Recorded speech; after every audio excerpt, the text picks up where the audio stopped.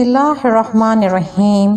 Urdu story centre से तमाम देखने और सुनने वालों की खिदमत में सलाम अर्ज़ करते हैं। अगर तो आप हमारे चैनल पर नए हैं तो चैनल को सब्सक्राइब कर दीजिए, वीडियो को लाइक कीजिए और लिंक दोस्तों के साथ ज़रूर शेयर कीजिए। पेशे खिदमत है उर्दू नावल दहशत कदा का अगला हिस्सा। जी मुर्शद, मैं ये करने के लिए तैयार हूँ। उसके बाद इस घर पर और इसकी हर चीज़ पर लानत भेज दो और मेहनत मजदूरी की ज़िंदगी गुजारने का अहद करो। ऐसा ही करूँगा मैं मुर्शद। ये सिर्फ एक जज्बाती बात है। बाद में तो नहीं सोचोगे कि ज़िंदगी के ऐशो आराम हराम हो गए? नहीं सोचूंगा मुर्शद। तो फिर ठीक है, अब जो कुछ भी बता रहा हूँ तुम्हें वो करना है। जी हुक्म हुक्म मुर्शद। मूर्ति के बारे में जैसा मैंने कहा उसे किसी गंदे गटर में डाल दो। घर के बाहर एक गटर है, मैं वहां डाल देता हूँ उसे। जाओ पहले ये करके आओ। मैंने खुशी के साथ वो मूर्ति उठाई और उसे लेकर घर से बाहर निकल आया। फिर मैंने फासले पर ही बहते हुए गंदे गटर का ढक्कन खोला और मूर्ति इस गटर में फेंक कर ढक्कन बंद कर दिया। गोया वो मेरे अज़म का सबूत था। वापस पहुंचा तो मुर्शद मुस्कुरा रहे थे। उन्होंने कहा, खूब, अब तुम ये करो कि बाजार जाओ, बकरे का खून हासिल करो। बल्कि यूं करो कि एक बकरा यहीं ज़िबा कर लो। काले रंग का बकरा होना चाहिए। ये तमाम इंतजामात कर लो। काजी, तुम यूं करो कि जिस तरह भी बिन पड़े लड़की को उठाकर अपने घर ले जाओ। बकरे का खून प्याले में भरकर दोपहर को तुम उसे पेश करोगे। उसके बाद जो कुछ भी होगा वो मुझे बताओगे। ठीक है मुर्शद, मैंने खलूस से कहा। डरोगे तो नहीं? नहीं मुर्शद। चलो फिर ठीक है, ये तमाम चीजें तुम्हें छोड़ना होंगी। नए सिरे से जिंदगी का आगाज करना होगा। मैं तुम्हें दोबारा कह रहा हूँ मुर्शद, आप बिल्कुल बेफिक्र रहें। सब कुछ आपके हुक्म के मुताबिक ही होगा। चलो काजी, फिर उठो। थोड़ी देर के बाद काजी साहब ने मेरी और मुर्शद गयासुल्लाह की मदद से बेहोश सुंबल को अपने घर पहुंचाया। मेहरुनिसा बेगम सुंबल को बेहोश देखकर हैरान रह गई थी। क्यों, क्या हुआ इसे क्या हो गया? मेहरुनिसा बेगम ने पूछा। बस बेहोश हो गई है, लेकिन सुनो, होश में आए तो तुम इससे कोई सवाल ना करना। खुद ही इसे कुछ बताए इसे सुन लेना। समझ रही हो ना? काजी साहब ने मेहरुनिसा बेगम को हदायत दी। ठीक है, बस तो मियाँ जो कुछ तुमसे कहा मैंने वो करो, उसके बाद वक्त का इंतजार करो। मैंने गर्दन हिला दी।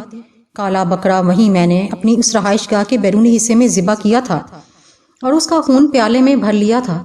बाकी बकरे को काजी साहब की हदायत के मुताबिक सदके के तौर पर दे दिया गया था और वो जगह मैंने बिल्कुल साफ कर ली थी। लेकिन अब मेरा दिल लरज रहा था। काजी साहब और मुर्शद तो चले गए थे और रूमती के आने का वक्त होता जा रहा था। मैं आसमान की तरफ देखता था और मेरे दिल में शदीद कपकपाहटें उभर रही थीं। न जाने अब क्या हो। ये वक्त जिस तरह गुजर रहा था मेरा दिल ही जानता था। जिंदगी में इससे ज्यादा खौफ कभी महसूस नहीं किया था। मैं उस बड़े कमरे में जाकर बैठ गया जहां खून का प्याला और खंजर रखा हुआ था। ये कमरा मेरे घर का सबसे बड़ा कमरा था और यहाँ कोई खास चीज नहीं थी, यानी फर्नीचर वगैरह, बस नंगा फर्श था। वैसे भी मैं ये कमरा बहुत कम इस्तेमाल होता था। मैं ये सोच रहा था कि अब क्या होगा। वैसे मैंने खलूसे दिल के साथ उस दिल दौलत से तौबा कर ली थी जो मुझसे सुंबल जैसी लड़की को छीन रही थी। अरे, इस दुनिया में लाखों अफराद गरीबी की जिंदगी गुजारते हैं। मेहनत मजदूरी करके सुंबल को जो कुछ खिलाऊंगा वो ज्यादा अच्छा होगा, बजाय इसके कि अपनी दिल की दुनिया अपने हाथों से बर्बाद कर लूं और गंदगी ही में डूबता चला जाऊं।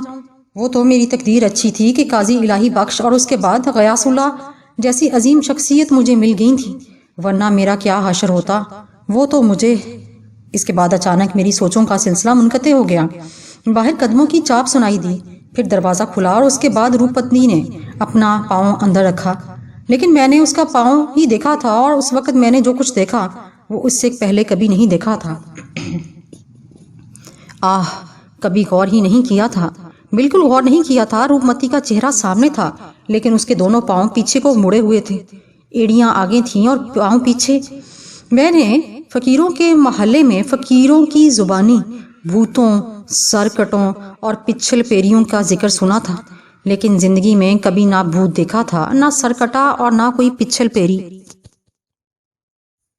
لیکن اس وقت جو عورت اندر داخل ہوئی تھی وہ پچھل پیری تھی، وہ روپمتی ہی تھی، وہ بیگم صاحبہ جو گاڑی میں مجھے لینے آئی تھیں۔ کبھی ایک بار اس کے پیروں پر نظر ڈال لیتا تو اندازہ ہو جاتا کہ وہ کیا شے ہے۔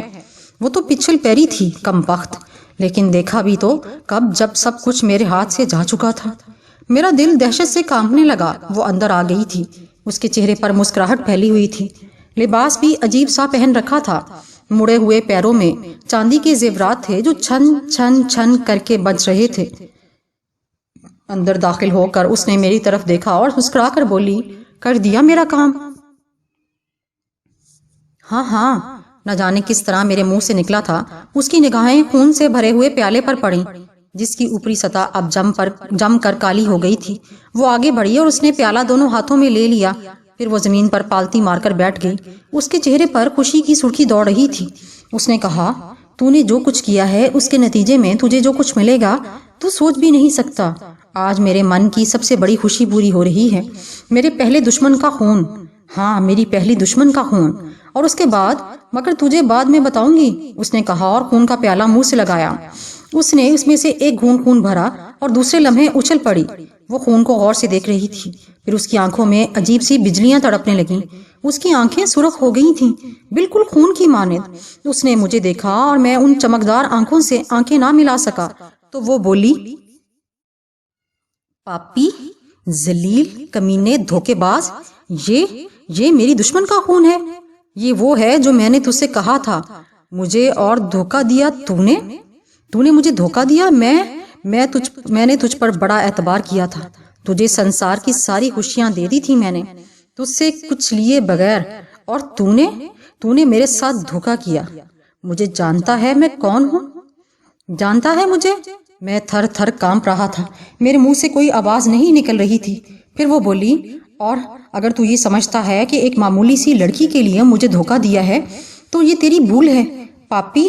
ارے میں نے تو تجھ سے پہلے ہی کہہ دیا تھا کہ میں تیرا وہ حشر کر دوں گی کہ تو بھول نہیں سکے گا، کوڑی ہو جائے گا، ماروں گی نہیں تجھے، کوڑ ٹپکاؤں گی تیرے بدن سے۔ تو نے میرے ساتھ دھوکہ کیا، اور اگر یہ سمجھتا ہے کہ وہ لڑکی بچ جائے گی تو یہ بھی تیری بھول ہے۔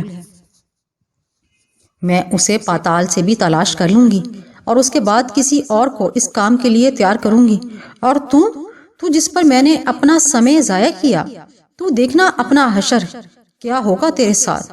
کہاں گئی وہ، مجھے بتا، کہاں گئی وہ؟ نہیں بتاؤں گا میں تجھے اس کا خون نہیں دے سکتا روپمتی۔ کچھ اور مانگ مجھ سے، کچھ اور مانگ، لیکن اب تو مجھ سے کچھ بھی مانگے گی وہ تیرے لیے بھی بیکار ہوگا، اور میرے لیے بھی، کیونکہ وہ مجھے نہیں چاہیے جو تو نے مجھے دیا۔ مجھے نہیں معلوم تھا کہ تو پچھل پیری ہے، تو ایک گندی روح ہے، تو بھوتنی ہے، مجھے نہیں معلوم تھا۔ اور کچھ، وہ مسکرائی، اور کچھ بھی نہیں، بس خبردار اس کے بعد کبھی میرے سامنے مت آنا، سمجھ رہی ہے؟ جو ہو گیا سو ہو گیا، اب میں تیرے فریب میں نہیں آؤں گا۔ جواب میں اس نے ایک بھیانک قہقہ لگایا اور بولی، تو میرے فریب میں کیا آئے گا پاگل کتے، تجھے کیا فریب دوں گی میں؟ اور تو نے یہ جو چھوٹا سا دھوکہ کیا میرے ساتھ، تو سمجھتا ہے کوئی بہت بڑا کام کر ڈالا تو نے؟ ارے پگلے، اس کے نتیجے میں جو کچھ ہوگا وہ تو دیکھے گا۔ میں نے تو بہت کچھ دیکھا، لیکن اس کا چہرہ میری طرف نہیں تھا، اس لیے اس نے کچھ نہیں دیکھا تھا۔ میں نے دیکھا کہ دروازے سے مرشد غیاث اللہ اندر داخل ہوئے ہیں، اور ان کے ساتھ قاضی صاحب بھی ہیں۔ جب غیاث اللہ نے قاضی صاحب سے کہا، الہی بخش، دروازہ بند کر دو، تو وہ بھی چونک پڑی تھی، اور پھر میں ایک دیوار سے جا ٹکا۔ وہ پلٹ کر ان دونوں کو دیکھنے لگی تھی، پھر اس نے کہا، ارے تم کون ہو بے وقوفو، اور کسی کے گھر میں کیوں گھسے چلے آئے ہو؟ تو اتنا بھی نہیں جانتی پچھل پیری، اتنا بھی نہیں معلوم تجھے کہ میں کون ہوں؟ مرشد غیاث اللہ نے کہا، اور وہ چونک کر اپنے پیروں کو دیکھنے لگی، پھر بولی، تو تم دھرماتما ہو، مہان آتما ہو، ملا ہو، مجھے نقصان پہنچاؤ گے۔ بے وقوفو، اگر تم نے یہ صرف سوچ رکھا ہے کہ میں پچھل پیری ہوں تو یہ تمہاری بے وقوفی ہے۔ میں خالی پچھل پیری نہیں ہوں، میں تو اپنی آتما کو امر کرنا چاہتی ہوں، समझ रहे हो ना, मैं लूना चमारी बनना चाहती हूँ। पिछल पैरी क्या चीज़ है? मैं काली माई की पुजारन बनना चाहती हूँ, लूना चमारी का दर्जा हासिल करना चाहती हूँ। और उसके लिए मुझे अपने 5 दुश्मनों का खून पीना है। मगर तुम क्यों मेरी दुश्मनी पर आमादा हो रहे हो? जाओ, भाग जाओ, मेरा और इसका मामला है, मुझे अपना काम करने दो। काजी, तुम शाहू के साथ खड़े हो जाओ, जरा हम भी तो देखें ये कौन महान आत्मा है, काली की पुजारन, और इसे और इसकी काली को तो मैं अभी ठिकाने लगाता हूँ। गयासुल्लाह के लहजे में एक चैलेंज छुपा हुआ था और इसके नतीजे में वो और ज्यादा गजबनाक हो गई थी कि मैं जिस पर उसने इतना समय सर्फ किया और उसने मुझे धोखा दे दिया, अब तो उसकी तरफ से मैं ही वकालत कर रहा हूँ। समझ रही है ना? इसे कोई नुकसान पहुंचाना चाहती है तो फिर मुझसे मुकाबला करना होगा तुझे। अरे जा जा, क्यों अपनी बूढ़ी हड्डियों को दुख दे रहा है? जा, चला जा। अब भी मुझे तुझ पे गुस्सा नहीं आया। चला जा, हम दोनों के बीच में टांग ना अड़ा। इसे वो करना पड़ेगा जो मैं कह रही हूँ। एक बात बताएगी तू? क्या नाम है तेरा? रूपमती। रूपमती मेरा है नाम। एक बात बताएगी मुझे रूपमती, आखिर सुंबल तेरी दुश्मन कैसे हो गई? क्यों तेरे बाप की नौकर हूं मैं कि तुझे अपने मन की बात बताऊं? ये मेरा अपना मामला है। अब ये तेरा अपना मामला नहीं है। तू बस फिर ठीक है, अब तू आजा जरा मेरे मुकाबले पर, उसने कहा। और गयासुल्लाह मुस्कुराने लगे। फिर बोले, आ तो गए हैं, तू शुरू कर। और वो शुरू हो गई। अचानक ही उसकी शक्ल बदलने लगी। रूपमती का चेहरा बहुत खूबसूरत था। ये बात मैंने दिल में पहले भी कई बार सोची थी, लेकिन अब आहिस्ता आहिस्ता उसका चेहरा बदलता जा रहा था। उसके होंठ नीचे लटकने लगे, ऊपरी होंठ मुड़कर नाक से जा लगे, दांतों की लंबाई बढ़ती जा रही थी, आंखें भयानक अंदाज में फटने लगी थीं। उसका चेहरा गहरे सुर्ख रंग में डूबने लगा था। फिर रफ्ता रफ्ता वो गहरी सुर्ख हो गई। ये महसूस होता था जैसे उसका चेहरा नहीं, गोश्त और खून का एक लोथड़ा है। आंखें अंगारों की तरह दहक रही थीं। और फिर उसके मुंह से आवाज निकली, पापी बुड्ढे, तेरी मौत ही तुझे घेर कर लाई है। तू कोई क्या कर सकता है? भाई, हम लोग जो होते हैं ना, वो मौत को ज्यादा अहमियत नहीं देते, बल्कि हमारे लिए बेहतरीन मौत वही होती है जो किसी भलाई में आए। वैसे ये जगह बहुत छोटी सी है। दिल तो ये चाहता था कि किसी खुले मैदान में तुझसे मुकाबला हो, मगर चल ठीक है, ऐसे ही सही, क्या फर्क पड़ता है। अब तू ऐसा कर कि पहले खुद कोई कोशिश कर, उसके बाद फिर हम करेंगे। तो फिर ये ले। उसने अचानक ही मुंह बुलंद करके एक जोर की आवाज निकाली और उसके मुंह से लातादाद लंबे लंबे कीड़े निकल पड़े। ये कीड़े आग की तरह रोशन थे और इनकी लंबाई 1.5 या 2 इंच से ज्यादा नहीं होगी, लेकिन वो मक्खियों की तरह भुनभुनाते हुए गुबार की शक्ल में चारों तरफ फैल गए। फिर आहिस्ता आहिस्ता मुर्शद गयासुल्लाह की जानिब बढ़ने लगे। वो मुसलसल अपने मुंह को बंद करके आवाजें निकाल रही थी। उसके अजीब से अंदाज में निकले हुए दांत चमक रहे थे। फिर वो सब कीड़े गयासुल्लाह की जानिब बढ़े। हम दोनों शिद्दत खौफ से कांप रहे थे। काजी साहब की हालत भी खराब थी, लेकिन गयासुल्लाह साहब इत्मीनान से खड़े हुए थे। अचानक ही उन्होंने आंखें बंद करके दोनों हाथ ऊपर उठाए और फजा में एक धुएं का गुबार सा फैलता चलता गया। वो तमाम कीड़े जो गयासुल्लाह की जानिब बढ़ रहे थे इस धुएं के गुबार में रूपोश हो गए। फिर आहिस्ता आहिस्ता गुबार छटने लगा। मैंने देखा कि वो कीड़े वापस रूपमती की जानिब बढ़ रहे हैं। फिर अचानक ही वो रूपमती के पूरे वजूद से लिपट गए। एक लम्हे के लिए रूपमती ने उन कीड़ों को अपने चेहरे और बदन से हटाने की कोशिश की, लेकिन दूसरे लम्हे उसे कुछ ख्याल आया। उसने दोनों हाथ ऊपर करके नीचे झटके और उसके पूरे बदन से रोशनी फूटने लगी। ये आग जैसी रोशनी थी जिसकी तपश भी महसूस हो रही थी। देखते ही देखते वो तमाम कीड़े कोयला होकर नीचे गिरने लगे। तो रूपमती ने कहा, और बोल बुड्ढे, अब क्या करेगा? ये तो जल गए। तूने ही इन्हें पैदा किया था और तूने ही इन्हें जला दिया। अब इसके बाद मेरी तरफ से भी तो वार का इंतजार कर, क्या समझी? मेरा तेरा खेल तो शुरू हो चुका है बुड्ढे, अब जरा मजे का खेल होगा।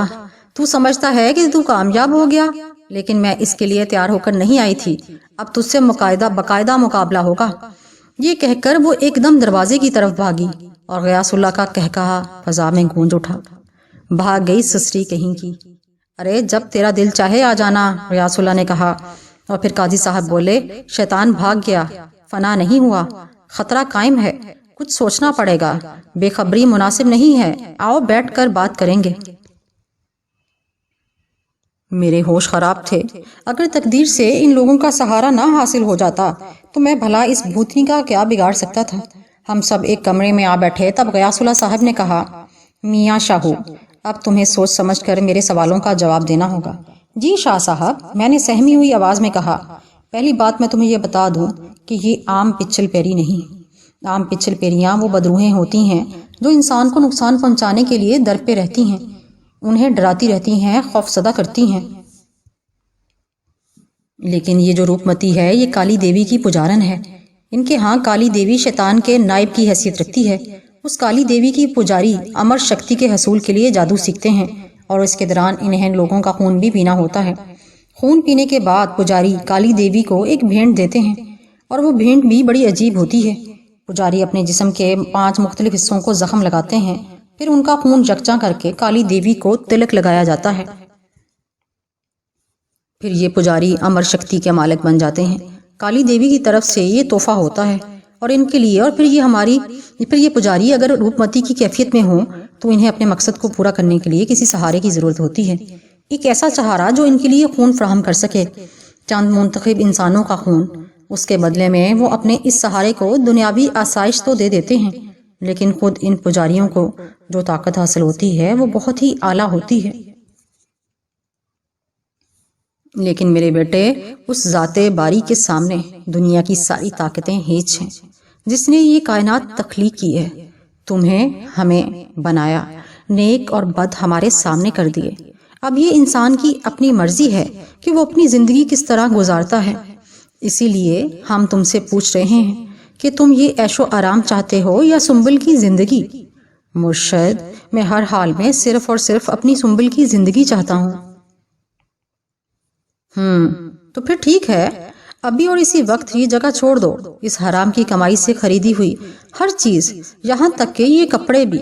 قاضی صاحب کا کوئی جوڑا پہن لو، لیکن یہ کپڑے اتار دو، کیونکہ یہ مورتی کی کمائی ہے، تمہاری محنت کی نہیں۔ اور ہاں، اگر مناسب سمجھو تو فی الحال قاضی الہی بخش کے ہاں ہی قیام کرو۔ کیوں قاضی؟ جی مرشد، بالکل، یہ میرے بچے ہیں۔ وہ بچی اتنے پیار سے مجھے بابا کہتی ہے، اور میں خود شاہو بھی میرا احترام کرتا ہے۔ یہ دونوں مجھے بہت عزیز ہیں، میرا پورا گھر حاضر ہے ان کے لیے۔ شاہو، ایک بار پھر سوچ لو۔ مرشد، اب آپ میرے فیصلے آپ لوگوں نے کرنے ہیں، بس اس سے زیادہ اور کیا کہہ سکتا ہوں۔ چلو پھر اٹھو، یہاں سے نکل چلو، غیاث اللہ نے کہا، اور ہم تینوں اس کمرے سے باہر نکل آئے، اور لوگوں نے یہ گھر بھی چھوڑ دیا۔ اس کے بعد ہم لوگ قاضی صاحب کے گھر پہنچ گئے۔ سب سے پہلے غیاث اللہ صاحب نے سنبل کا جائزہ لیا، پھر وہ کہنے لگے، یہ صبح تک ہوش میں آ جائے گی۔ روپ متی نے اصل میں اسے صرف اس لیے بے ہوش کیا تھا کہ یہ لڑکی تمہارے کام میں مزاحمت نہ کرے۔ رات سے لے کر آج دوپہر تک کسی بھی وقت تم اپنا کام آسانی سے کر لو، لیکن تم نے ایسا نہیں کیا، اور اب اس کے جادو کا اثر صرف آج رات اور قائم رہے گا۔ صبح یہ ہوش میں آ جائے گی، لیکن خبردار اس کو کچھ نہ بتایا جائے۔ لیکن مرشد، اسے ہوا کیا ہے؟ مہرونسا بیگم جو اب تک خاموش کھڑی تھیں بولیں، کچھ نہیں بہن، بیچارے بچے آسیب کا شکار ہیں، لیکن ٹھیک ہو جائے گا، سب کچھ ٹھیک ہو جائے گا، غیاث اللہ صاحب نے کہا۔ قاضی صاحب کہنے لگے، ہاں بیگم، بس ذرا وہ گھر کچھ ٹھیک ہے نہیں ہے، بچے ہمارے ساتھ ہی رہیں گے، لیکن اب تم سے ایک درخواست ہے کہ سنبل کو یہ سب نہ بتانا، اس میں ان بچوں کی ہی بھلائی ہے، میرے لیے ان بچوں کی زندگی سے بڑھ کر اور کیا ہو سکتا ہے؟ جیسا آپ چاہتے ہیں ویسا ہی ہوگا۔ بیگم، اب چائے ہو جائے بھئی۔ ابھی لائی، مہرونسا بیگم نے کہا، اور چائے بنانے کچن کی طرف چل پڑی۔ ہم تینوں ڈرائنگ روم میں آ بیٹھے تھے۔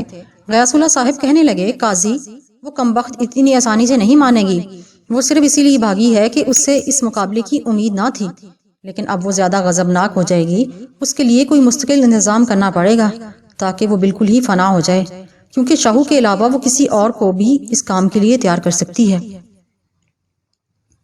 لیکن ایک اور بات جو ہمارے حق میں جاتی ہے وہ یہ ہے کہ شاہو نے اس مورتی کو حاصل کرنے کے لیے بڑی دلیری اور ہمت کا ثبوت دیا، اور اتنی ہی دلیری سے اس سے پیچھا چھڑا لیا، لیکن دوسرا کوئی شخص اس جاب کے دوران ڈگمگا سکتا ہے، اور اگر وہ ڈگمگا گیا تو روپمتی کے پاس اور کوئی ایسی چیز نہیں جس کے ذریعے وہ کسی اور کو لالچ دے کر راضی کر سکے۔ اس روپمتی کا منصوبہ ادھورا ہی رہے گا۔ اس دوران انشاءاللہ ہم کوئی نہ کوئی حل نکال لیں گے اور اس کا خاتمہ کر دیں گے۔ جی مرشد، یقیناً۔ اور اس دوران تم لوگوں کو بھی صبر سے کام لینا ہوگا۔ اس دوران اس لڑکی کو بھی کچھ نہ بتایا جائے، نہ اسے تنگ کیا جائے۔ اور ہاں قاضی، ہمیں کچھ دنوں کے لیے جانا ہوگا۔ کہاں مرشد؟ بس کچھ کام بھی ہے اور کچھ عمل بھی کرنے ہیں۔ اسی سلسلے میں تم لوگ اطمینان رکھو اور تمہارا وہ کچھ نہیں بگاڑ سکے گی۔ ہمت اور صبر سے کام لینا، ہم تھوڑے دنوں میں واپس آئیں گے۔ ٹھیک ہے قاضی صاحب نے کہا۔ غیاث صاحب بولے، اور سناؤ لڑکے، اللہ کے نزدیک محنت کی کمائی سب سے زیادہ پسندیدہ ہے اور محبت کرنے والا اللہ کا دوست ہے۔ چنانچہ تم بھی محنت کر کے روٹی روزی کماؤ، اسی میں برکت ہے اور خیر بھی۔ جی مرشد، میں نے جواب دیا۔ پھر چائے آ گئی تھی۔ چائے پینے کے بعد غیاث اللہ صاحب اٹھ کر کھڑے ہو گئے۔ اچھا قاضی، اب ہمیں اجازت دو، انشاءاللہ جلد ہی ملاقات ہوگی۔ مرشد صاحب، کھانا تو کھا کے جاتے۔ میرا اپنا ہی گھر ہے قاضی، کھانا پھر سے ہی۔ پھر غیاث اللہ صاحب چلے گئے تھے۔ قاضی صاحب کہنے لگے، میاں شاہو کچھ دیر آرام کر لو، پھر کھانا کھائیں گے۔ اور ہاں، پریشان ہونے کی ضرورت نہیں، اب غیاث اللہ ہمارے ساتھ ہیں۔ اللہ تعالیٰ نے بالکل مناسب وقت انہیں ہماری مدد کے لیے بھیجا ہے، اور اب انشاءاللہ ہماری ہر مشکل حل ہو جائے گی۔ جی قاضی صاحب، میں نے اتنا ہی کہا تھا۔ پھر میں قاضی صاحب کے بتائے ہوئے کمرے میں ایک مسحری پر جا لیٹا تھا۔ شکر ہے میرے معبود، تو نے مجھے بچا لیا۔ ہاں، پہلے ہی مرحلے پر مجھے بچا لیا، اور روپمتی کے ناپاک عزائم خاک میں مل گئے۔ رہنمائی ہوئی تھی قدرت کی طرف سے، ورنہ نہ جانے کس کس کے خون سے ہاتھ رنگنے پڑتے۔ وہ لوگ بھی میری سنبل کی طرح بے گناہ ہوتے، بے قصور ہوتے، لیکن شکر کرتا ہوں کہ میں بچ گیا۔ پھر ایسے نیک لوگ ملے ہیں کہ مجھے کہ بس ان کی مہربانیاں ہی ختم نہیں ہو رہی۔ ہر طرح سے تعاون کیا تھا انہوں نے ہمارے ساتھ، بڑی مدد کی تھی، اور میں یہ سوچ رہا تھا کہ کاش ہمیں بھی ان کی خدمت کا موقع ملے اور ہم دونوں ان کی خوب خدمت کریں۔ انہی سوچوں میں کافی دیر تک میں اسی طرح مسحری پر لیٹا رہا۔ پھر قاضی صاحب آ گئے۔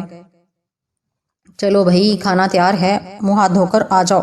میں نے ہاتھ منہ دھویا، پھر قاضی صاحب کے ساتھ کھانے کے کمرے کی طرف چل پڑا۔ بڑا ہی پرتکلف کھانا تھا، پوری میز سجی ہوئی تھی، طرح طرح کے کھانے چنے ہوئے تھے۔ میں قاضی صاحب کے ساتھ والی کرسی پر جا بیٹھا۔ قاضی صاحب نے ایک ڈونگے سے سالن میری پلیٹ میں ڈالا، دوسری پلیٹ میں روٹیاں رکھی، پھر خود بھی سالن ڈالنے لگے۔ مہرالنساء بیگم بھی ایک دوسری کرسی پر موجود تھی۔ پھر قاضی صاحب کہنے لگے، شروع کرو بیٹا، لیکن میں اسی طرح خاموش بیٹھا رہا۔ شروع کرو بیٹا شاہو۔ میں نے گردن جھکا لی تھی، میری آنکھوں سے آنسو ٹپ ٹپ بہنے لگے۔ قاضی صاحب نے میرا ہاتھ پکڑتے ہوئے کہا، دیکھو شاہو بیٹا، میں تمہارے دل کی کیفیت سے بخوبی واقف ہوں۔ پہلی بات تو یہ کہ تم یہ سمجھتے ہو کہ ہم تم پر احسان کیے جا رہے ہیں اور تم ان کے بوجھ تلے دبے جا رہے ہو۔ تو بیٹا، ہم نے دل سے آپ دونوں کو بیٹا بیٹی تسلیم کیا ہے۔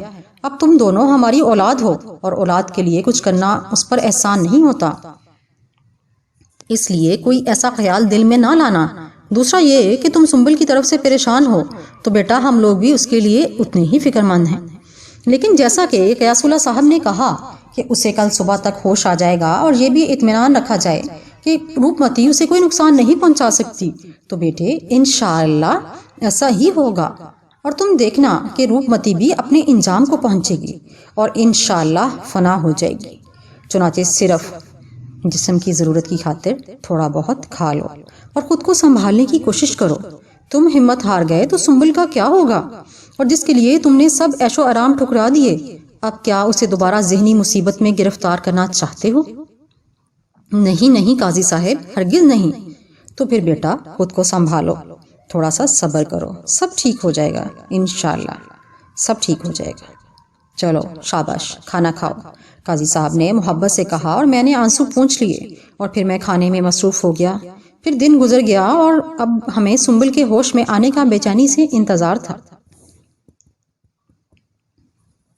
پھر دوسری صبح سنبل ہوش میں آ گئی تھی۔ اس وقت مہرالنساء بیگم اس کے قریب ہی تھیں۔ انہوں نے آ کر بتایا کہ سنبل ہوش میں آ گئی اور مجھے پکار رہی ہے۔ میں پھرتی سے کھڑا ہو گیا، لیکن قاضی صاحب نے میرا ہاتھ پکڑ لیا۔ میں نے ان کی طرف دیکھا۔ صبر، تحمل، قاضی صاحب نے کہا، جی قاضی صاحب میں سمجھتا ہوں۔ پھر ہم سب اس کے پاس پہنچ گئے۔ وہ اپنی جگہ اٹھ کر بیٹھ گئی تھی۔ مہرونسا بیگم نے کہا، لیٹی رہو بیٹی، لیٹی رہو۔ میں کہاں ہوں اس وقت؟ تم ہمارے گھر میں ہو، قاضی صاحب نے کہا۔ لیکن بابا، ہم تو اپنے گھر میں تھے، پھر یہاں کیسے؟ اور شاہو کہاں ہے؟ پھر اس نے مجھے بھی دیکھ لیا۔ اچھا آپ یہیں پر ہیں؟ اصل میں بیٹا تمہاری طبیعت اچانک خراب ہو گئی تھی، پھر تم بے ہوش ہو گئی اور ہم تمہیں یہاں لے آئے، اور اب تم یہیں رہو گی ہمارے پاس۔ مگر بابا، ماں باپ سے اس طرح ضد کرتے ہیں؟ اگر تم ہمارے پاس رہو گی تو کیا حرج ہے؟ پھر شاہو بھی تو یہی ہے۔ اس نے میری طرف دیکھا اور میں نے مسکراتے ہوئے کہا، کوئی حرج نہیں، آج سے ہم لوگ یہی رہیں گے۔ اچھا ہے، تمہارا بھی دل لگا رہے گا اور ان لوگوں کا بھی، اور پھر اب تمہارا بھی کچھ فرض بنتا ہے کہ ان لوگوں کی خدمت کرو۔ جی بالکل، سنبل نے کہا۔ بہرحال وہ بالکل نارمل کیفیت میں تھی، اور اس بات پر ہم لوگوں نے خدا کا شکر ادا کیا۔ پھر 2-3 دن اسی طرح گزر گئے۔ چوتھے دن میں نے قاضی صاحب سے کہا، قاضی صاحب، قاضی صاحب میں کوئی محنت مزدوری کرنا چاہتا ہوں۔ اچھی بات، آپ سے یہ مشورہ کرنا چاہتا تھا کہ کیا کام کیا جائے۔ کام کب سے شروع کرنا ہے؟ آج سے، میں نے کہا۔ 1-2 دن اور رک جاتے؟ نہیں قاضی صاحب، بس اب میں کام کرنا چاہتا ہوں۔ اچھا۔ قاضی صاحب گہری سوچ میں پڑ گئے اور پھر کہنے لگے، میاں کام کیا کر لو گے؟ کچھ بھی، کسی بھی طرح کا کام ہو۔ تھوڑا بہت لکھنا پڑھنا آتا ہے؟ جی بالکل، ہمارے ایک دوست ہیں ریاض الدین، ایک کمپنی میں مینیجر ہیں، ان کے پاس چلے جاؤ، وہ کچھ نہ کچھ تمہیں کام دے دیں گے۔ جی ٹھیک ہے، یہ ان کا پتہ ہے۔ قاضی صاحب نے ایک کارڈ نکال کر مجھے دیا جس پر اس کمپنی کا پورا پتہ لکھا ہوا تھا جہاں ریاض الدین صاحب کام کرتے تھے۔ بس تم ان سے میرا نام لے دینا، انشاءاللہ وہ تمہیں کچھ نہ کچھ کام دے دیں گے۔ جی قاضی صاحب، میں نے کہا، اور پھر میں نے خود ہی قاضی صاحب کا ایک جوڑا نکال کر پہن لیا تھا۔ یہ ضروری تھا اور اس پر کسی نے کوئی اعتراض نہیں کیا۔ پھر قاضی صاحب بولے، لو یہ کچھ پیسے رکھ لو اور واپسی پر اپنے لیے کچھ لباس خرید لینا۔ میں نے وہ پیسے بھی قمیض کی جیب میں رکھ لیے۔ پھر میں باہر نکل آیا اور اس پتے پر پہنچنے میں کوئی دقت نہیں ہوئی۔ ریاض الدین صاحب بڑی اچھی طرح سے پیش آئے تھے۔ انہوں نے مجھ سے چند سوالات کیے، پھر کہنے لگے، شاہو آپ کو ڈرائیونگ آتی ہے؟ جی نہیں سر، اگر میں آپ کو ڈرائیونگ سیکھنے کی پیشکش کروں اور ساتھ ہی میری ذاتی ڈرائیور کی نوکری کی پیشکش کروں؟ جی مجھے خوشی سے یہ نوکری منظور ہوگی۔ بس تو پھر میرا ایک آدمی آپ کو ڈرائیونگ سکھا دے گا اور لائسنس بھی بنوا دے گا۔ شناختی کارڈ تو ہے نا آپ کے؟ ہاں جی نہیں، خیر وہ بھی بن جائے گا، آپ فکر نہ کریں۔ اس کے بعد ایک آدمی نے سارا دن مجھے ڈرائیونگ سکھائی۔ وہ مجھے ایک میدان میں لے گیا اور وہاں مختلف اسباق اور اصول بتاتا رہا اور میں اس کی مشق کرتا رہا۔ شام کو واپس آ کر میں نے قاضی صاحب کو بتایا اور وہ بھی مطمئن ہو گئے۔ پھر 2-3 دن میں کافی رواں ہو گیا تھا۔ چوتھے دن ریاض الدین صاحب نے مجھے اپنے آفس بلایا۔ کہنے لگے، یہ گاڑی کی چابی لو اور گھر چلے جاؤ، بیگم صاحبہ کو بتا دینا، اور یہ گھر کا ایڈریس ہے۔ انہوں نے کاغذ کی ایک چٹ مجھے پکڑا دی جس پر گھر کا پتہ لکھا ہوا تھا۔ سر وہ میرا لائسنس؟ ارے ہاں لائسنس، ریاض الدین صاحب نے کہا، اور پھر میز کی دراز سے شناختی کارڈ اور لائسنس نکال کر میرے حوالے کر دیا۔ ٹھیک ہے، جاؤ اور کام کا آغاز کرو۔ میں انہیں سلام کر کے باہر آ گیا تھا۔ پھر میں گاڑی لے کر گھر پہنچ گیا تھا۔ بیگم صاحبہ روایتی قسم کی خاتون تھیں، چند ایک سوالات کیے اور مطمئن ہو گئیں۔ بہرحال میں نے کام شروع کر دیا تھا۔ پھر 1 ہفتے کے بعد ریاض الدین صاحب نے مجھے ایک لفافہ دیتے ہوئے کہا، بھائی یہ ایڈوانس تنخواہ ہے، 1 مہینے کی تمہاری بھی ضرورتیں ہوں گی، اس لیے ہم نے سوچا کہ تمہیں تنخواہ ایڈوانس ہی دے دیں۔ جی بہت شکریہ، میں نے کہا۔ گھر آ کر میں نے وہ لفافہ مہرونسا بیگم کے حوالے کر دیا تو وہ بولیں، کیا ہے یہ؟ تنخواہ ہے میری، تو تم رکھو۔ اب آپ غیروں والی باتیں کر رہی ہیں۔ بالکل صحیح کہہ رہا ہے شاہو، رکھ لیجئے، قاضی صاحب نے کہا۔ سنبل بات سے بہت خوش ہوئی تھی۔ اب وہ زیادہ تر چپ رہتی تھی، میں بھی اس سے زیادہ بات نہیں کرتا تھا۔ ویسے بھی اب مجھے صرف روپمتی کے خاتمے کا انتظار تھا اور غیاث اللہ کا منتظر تھا کہ کب وہ واپس آئیں اور کب روپمتی کا خاتمہ ہو۔ پھر ایک دن بڑا عجیب واقعہ ہوا۔ ریاض الدین صاحب کے گھر والوں کو میں اچھی طرح پہچانتا تھا۔ ان کے 2 بیٹے اور ایک بیٹی تھی۔ بیٹے چھوٹے چھوٹے تھے اور اسکول میں پڑھتے تھے، البتہ بیٹی جوان تھی لیکن وہ بھی کالج جاتی تھی۔ میں ان لوگوں کو اسکول، کالج یا بیگم صاحبہ کو بازار وغیرہ لے کر جاتا تھا۔ اس دن ریاض الدین صاحب کی بیٹی مریم باہر آ گئی۔ کڑی دھوپ کا وقت تھا، ریاض صاحب آفس میں تھے، باقی سب لوگ گھر میں ہی موجود تھے۔ وہ سیدھی گاڑی کی طرف آئی۔ میں ڈیش بورڈ پر پالش کر رہا تھا۔ قریب آ کر اس نے کہا، شاہو جی مریم بی بی چلنا ہے ذرا۔ کہاں مریم بی بی؟ بس اپنی ایک دوست کے پاس جانا ہے، گاڑی سٹارٹ کرو۔ یہ چوکی دار کہاں سو گیا؟ چلو گیٹ میں کھول دیتی ہوں، اس نے کہا اور گیٹ کھول دیا۔ میں نے گاڑی ریورس کر کے باہر نکالی۔ مریم نے گیٹ بند کیا اور گاڑی میں آ بیٹھی۔ راستہ میں بتاتی رہوں گی، فی الحال سیدھے چلو۔ جی ٹھیک ہے، میں نے جواب دیا۔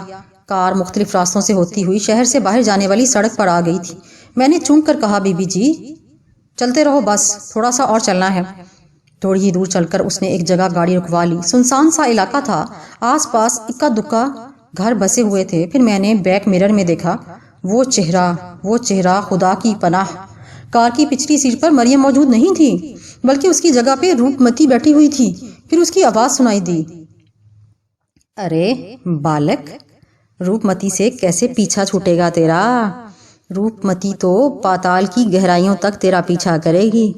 دھوکا کیا ہے تو نے میرے ساتھ پاپی، دھوکا کیا ہے۔ ارے کیا جاتا تیرا اگر تو مجھے اس لڑکی کا خون دے دیتا؟ سنسار کے سارے عیش تیرے قدموں میں ہوتے، ایک سے ایک حسین لڑکی تیرے قدموں میں ہوتی، پر نہیں، بجائے اس کے کہ تو میری بات مانتا تو ان پاپیوں کے بھیر میں آ گیا۔ خیر انہیں بھی دیکھ لوں گی میں، پہلے تجھ سے نبٹنا ہے۔ تو مجھے خون لا کر دے گا، اس لڑکی سنبل کا خون، اور اگر تو نے ایسا نہ کیا تو میں تجھے نہیں چھوڑوں گی، تیرا جینا حرام کر دوں گی، سمجھا؟ جینا حرام کر دوں گی تیرا۔ خوف کے مارے میرے ہاتھ پاؤں پھولے جا رہے تھے، چیخنا چاہتا تھا میں، لیکن منہ سے کوئی آواز نہیں نکل رہی تھی۔ پھر اچانک ہی میں نے دروازہ کھولا اور باہر نکل آیا، اور وہ جلدی سے دروازہ کھول کر نیچے اتر آئی تھی۔ میں نے نیچے اترتے ہی ایک جانب دوڑ لگا دی، وہ بھی میرے پیچھے آنے لگی، پوری قوت سے شور مچاتی، چیختی چلاتی وہ میرے پیچھے آ رہی تھی۔ ارے کہاں جائے گا بچ کر، کہاں جائے گا؟ میں بھاگتا رہا، پھر اچانک ہی ایک پتھر سے ٹکرا کر گر گیا۔ گرتے ہی میں نے پلٹ کر دیکھا، اس کا چہرہ اب وہ اپنے اصل روپ میں تھی، لٹکی ہوئی زبان، لمبے لمبے دانت، کھال لٹکی ہوئی۔ اس خلیوں کو دیکھ کر میں اپنی اس تکلیف کو بھول گیا جو گرنے کی وجہ سے میرے پاؤں میں ہو رہی تھی۔ پھر میں نے اٹھ کر بھاگنا شروع کر دیا۔ پھر دور سے ایک بس آتی ہوئی نظر آئی، یہ غالباً شہروں کے درمیان چلنے والی بس تھی۔ میں بھاگ کر سڑک کے درمیان آ گیا اور دونوں ہاتھوں سے بس کو رکنے کا اشارہ کرنے لگا۔ خوش قسمتی کی بات یہ تھی کہ بس کا رخ میرے شہر کی جانب تھا۔ بہرحال ڈرائیور نے بس روک لی اور کنڈکٹر نیچے اتر آیا۔ بھائی کیا اوپر جانے کی بہت جلدی ہے؟ نہیں بس مجھے شہر پہنچنے کی جلدی ہے۔ اچھا چلو بیٹھو گاڑی میں، اس نے کہا اور میں لپک کر بس میں چڑھ گیا۔ پھر میں نے کھڑکی سے اس جگہ دیکھا جہاں سے روپ متی میرے پیچھے آ رہی تھی، لیکن اب وہاں کچھ نہیں تھا۔ بہرحال جیب میں پیسے موجود تھے، ایک مناسب جگہ بس نے مجھے اتار دیا تھا۔ یہاں سے میں نے ریاض الدین صاحب کے ہاں جانے کے لیے دوسری بس پکڑی اور وہاں پہنچ گیا۔ چوکی دار نے مجھے دیکھتے ہی کہا، او تو کدھر گیا تھا؟ بی بی صاحب کو باہر جانا تھا، تم بغیر بتائے چلا گیا۔ ابھی کچھ بتانے کا وقت نہیں ہے، مجھے بڑی بی بی سے ملنا ہے۔ وہ تو چلا گیا، کہاں؟ جہاں انہیں جانا تھا۔ اگر کوئی ضروری کام ہے تو چھوٹی بی بی سے مل لو۔ کس سے؟ میں نے چونک کر کہا، مریم بی بی سے، اور کس سے؟ لیکن وہ تو میں کچھ کہتے کہتے رک گیا۔ پھر میں اندر داخل ہو گیا۔ ایک ملازمہ اندر جاتی ہوئی نظر آئی اور میں نے اسے آواز دی اور وہ میرے قریب آ گئی۔ ہاں کیا بات ہے؟ وہ مریم بی بی جی اندر موجود ہیں؟ ہاں کیوں؟ لیکن ابھی تو وہ میرے ساتھ تھی، میں نے کہا، اور نوکرانی اس طرح مجھے دیکھنے لگی جیسے میرے سر پر سینگ نکل آئے ہوں۔ کہاں تھی تمہارے ساتھ؟ ارے وہ میرے ساتھ باہر گئی تھی گاڑی میں بیٹھ کر۔ تم نے کیا کھایا ہے آج؟ یا شاید کچھ بھی نہیں کھایا؟ یہ کیسی باتیں کر رہے ہو؟ خود ہی تو گاڑی دھونے کے لیے پیچھے لا کر کھڑی کی تھی، بھول گئے کیا؟ میں نے کھڑی کی تھی؟ ہاں تو اور کیا، جیسے تم ہر دفعہ کھڑی کرتے ہو ویسے ہی کھڑی ہے گاڑی۔ میری عقل چکرا کر رہ گئی۔ گاڑی گھر میں ہے، مریم بی بی بھی گھر میں ہے، تو پھر وہ سب کیا تھا؟ روپ متی کا چلایا ہوا کوئی چکر۔ ہاں یہ سب اسی نے کیا تھا، صرف مجھے ڈرانے کے لیے۔ وہ چاہتی ہی یہ تھی کہ میں کسی طرح اس کے کام کے لیے آمادہ ہو جاؤں۔ بعد میں مریم بی بی کو دیکھا، وہ ہمارے قریب آ گئی تھی۔ خالہ میں نے کب سے تمہیں چائے کا کہا ہے اور تم یہاں باتیں بنا رہی ہو۔ چائے لاؤ بھائی۔ شاہو تم نے چائے پی؟ نہیں مریم بی بی، میں نے جواب دیا۔ میں اب بھی حیرانی سے اس کی شکل دیکھ رہا تھا۔ اچھا چلو پی لینا چائے، خالہ میرے بعد اسے بھی چائے دے دینا، ٹھیک ہے؟ جی بیگم جی، اس نے کہا اور مریم واپسی کے لیے مڑ گئی۔ میں نے دل میں خدا کا شکر ادا کیا کہ کم از کم اس عذاب سے نجات مل گئی کہ مریم اور گاڑی دونوں موجود ہیں۔ پھر میں نے فیصلہ کیا کہ یہ نوکری چھوڑ دینی چاہیے، ورنہ کہیں میری وجہ سے اس گھر کے مکینوں پر کوئی مصیبت نہ پڑے۔ چنانچہ جب بیگم صاحبہ واپس آ گئیں تو میں نے ان سے کہا، بیگم صاحبہ، آپ لوگوں نے مجھے بہت پیار دیا، میرا ہر طرح سے خیال رکھا، آپ کو چھوڑنے کو جی نہیں چاہتا، لیکن مجھے اب دوسرے شہر جانا ہے، وہاں میری نوکری کا انتظام ہو گیا ہے۔ بیگم صاحبہ نے حیرانی سے مجھے دیکھا، پھر بولیں، شاہو، اس طرح اچانک؟ جی بی بی جی، بس مجھے جانا ہے۔ اچھا، جیسے تمہاری مرضی، بیگم صاحبہ نے کہا، اور میرا حساب کتاب کر کے بقایا جات میرے حوالے کیے اور وہاں سے میں نکل آیا۔ کم وقت میری جان کے پیچھے پڑ گئی تھی، اب وہ اس طرح مجھے مجبور کرے گی کہ میں اس سے ڈر جاؤں، گھبرا جاؤں، لیکن میں اب پکا ارادہ کر چکا تھا کہ چاہے کچھ بھی ہو میں اس کا کام نہیں کروں گا۔ بس دل میں ایک ہی ڈر تھا کہ وہ کم وقت کہیں سنبل کو کوئی نقصان نہ پہنچائے۔ بہرحال حلیہ تو وہی گھر میں درست کر لیا تھا، پھر ایک ہوٹل میں جا بیٹھا، نسبتاً بہتر ہوٹل تھا۔ میں نے ایک کونے کی میز منتخب کی اور وہاں جا بیٹھا۔ ایک بیرا میری طرف لپک کر آیا، جی صاحب، چائے؟ اچھا صاحب، اس نے کہا اور چلا گیا تھا۔ پھر میں اپنی سوچوں میں گم ہو گیا۔ تھوڑی دیر کے بعد بیرے نے چائے لا کر میز پر رکھ دی، لیکن اس کے ناخن 1.5 انچ لمبے تھے، کالے سیاہ ناخن۔ میں نے اس کی شکل دیکھی اور ایک بار پھر خوفزدہ ہو گیا۔ اس کے چہرے کے نقوش بدل گئے تھے اور اب روپمتی کا وہی بھیانک چہرہ میرے سامنے تھا۔ میرے حلق سے دہشت بھری آواز نکلی، ارے کوئی ہے، ارے ہٹاؤ اسے ہٹاؤ یہاں سے۔ دوسرے میزوں پر بیٹھے لوگ میری طرف متوجہ ہو گئے۔ پھر ایک اور بیرا میری طرف آ گیا، جی صاحب، کیا بات ہے، کیا ہو گیا؟ یہ اس کا چہرہ۔ میرے منہ سے الفاظ نہیں نکل پا رہے تھے۔ کیا ہوا اسے صاحب؟ یہ اس کے ہاتھ، اس کے ناخن۔ میں نے پھر کہا، اور پہلے والے بیرے نے اپنے ہاتھ دیکھے اور پھر انہوں نے مجھے دیکھا۔ پھر دوسرے بیرے نے کہا، پہلی دفعہ اتنا ماڈرن سائن دیکھا ہے، دیکھو یہ کھانے کو بھی مانگے تو دے دینا، بیچارہ وہی ہے۔ دوسرے بیرے نے انگلی سر کے قریب لا کر اشارہ کیا اور میں غصے سے اٹھ کر کھڑا ہو گیا۔ پھر میں وہاں سے باہر نکل آیا۔ روپمتی جگہ جگہ میرے سامنے آ رہی تھی۔ ظاہر ہے ان بیچاروں کا تو کوئی قصور نہیں تھا۔ لوگ مجھے باہر جاتے ہوئے حیرانی سے دیکھ رہے تھے اور وہ دونوں بیرے میرے منہ پر ہاتھ رکھ کر دبی دبی ہنس رہے تھے۔ بہرحال یہ سب تو ہونا تھا۔ ظاہر ہے کہ عام پچھل پیری سے واسطہ نہیں پڑا تھا، کوئی بہت ہی خطرناک بلا تھی، یہ کوئی بری طاقت جو کالی دیوی کی پجارن تھی، اور اس نے جو عہد کیا تھا کہ وہ مجھے نہیں چھوڑے گی، ہر جگہ میرا پیچھا کرے گی۔ پھر میں گھر پہنچ گیا۔ قاضی الہی بخش گھر میں موجود نہیں تھے۔ ہاں، البتہ مہرالنساء بیگم سے ضرور ملاقات ہوئی تھی۔ انہوں نے کہا، کھانا لگا دوں بیٹا؟ نہیں، بھوک نہیں ہے۔ کیا ہوا، کیا طبیعت خراب ہے؟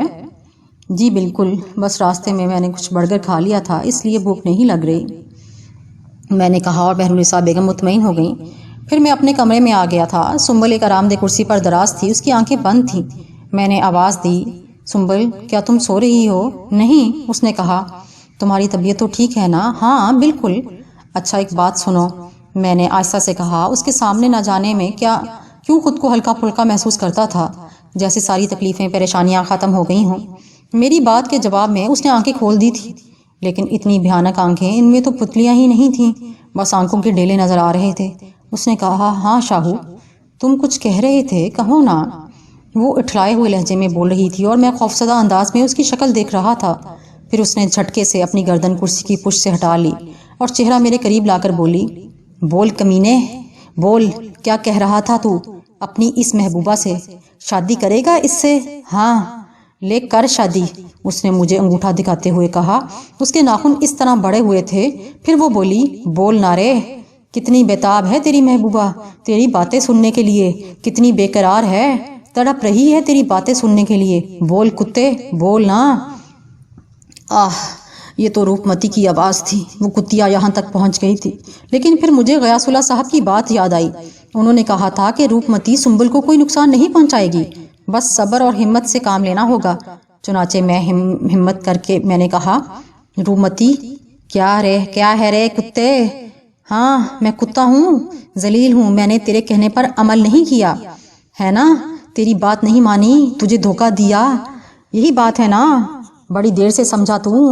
ہاں سمجھ گیا ہوں روپمتی، سمجھ گیا ہوں۔ تو پھر اب کیا ارادہ ہے تیرا؟ ارادہ یہی ہے کہ تو اب مجھے کتنا ہی ڈرا لے، دھمکا لے، میں تیرا یہ کام نہیں کروں گا، مار دوں گی، دیکھ اس لڑکی کو مار دوں گی میں۔ ارے جا جا، تو اگر اس لڑکی کو مار سکتی تو یہ کب کی مار چکی ہوتی، لیکن اس کو مارنے کے لیے بھی تجھے میرے سہارے کی ضرورت ہے۔ کتنی کمزور ہے تو روپمتی۔ دیکھ لونڈے، منہ نہ لگ میرے منہ نہ لگ، میں منہ کہاں لگ رہا تیرے، تو ہی میرے پیچھے پڑی ہے۔ شاہو، تو جس کے بل بوتے پر اتنا اکڑ رہا ہے، میں اسے بھی دیکھ لوں گی، اور تیرا تو میں ایسا ناشت کروں گی کہ لوگ تجھے جوتے ماریں گے، دھتکاریں گے۔ تو اتنا بے وقت ہو جائے گا دنیا کی نظروں میں کہ دنیا تجھے مارنے کے در پہ ہوگی، اور جانتا ہے تجھے موت بھی نہیں آنے دوں گی، موت کے لیے بھی تو تڑپے گا۔ جا رہی ہوں، ابھی میں جا رہی ہوں، دیکھ لوں گی تجھے اور تیرے چاہنے والوں کو بھی۔ پھر وہ اسی طرح کرسی سے ٹک گئی تھی، اس نے آنکھیں بھی بند کر لی تھی، اور پھر اسی طرح خاموشی چھا گئی۔ وہ پرسکون ہو گئی تھی اور میں حیرانی سے اسے دیکھ رہا تھا۔ کیا تماشا ہے! پھر اچانک ہی سنبل نے آنکھیں کھول دیں، لیکن اب اس کی آنکھیں اصل کیفیت میں تھیں۔ مجھے دیکھ کر کہنے لگی، تم کب آئے ہو شاہو؟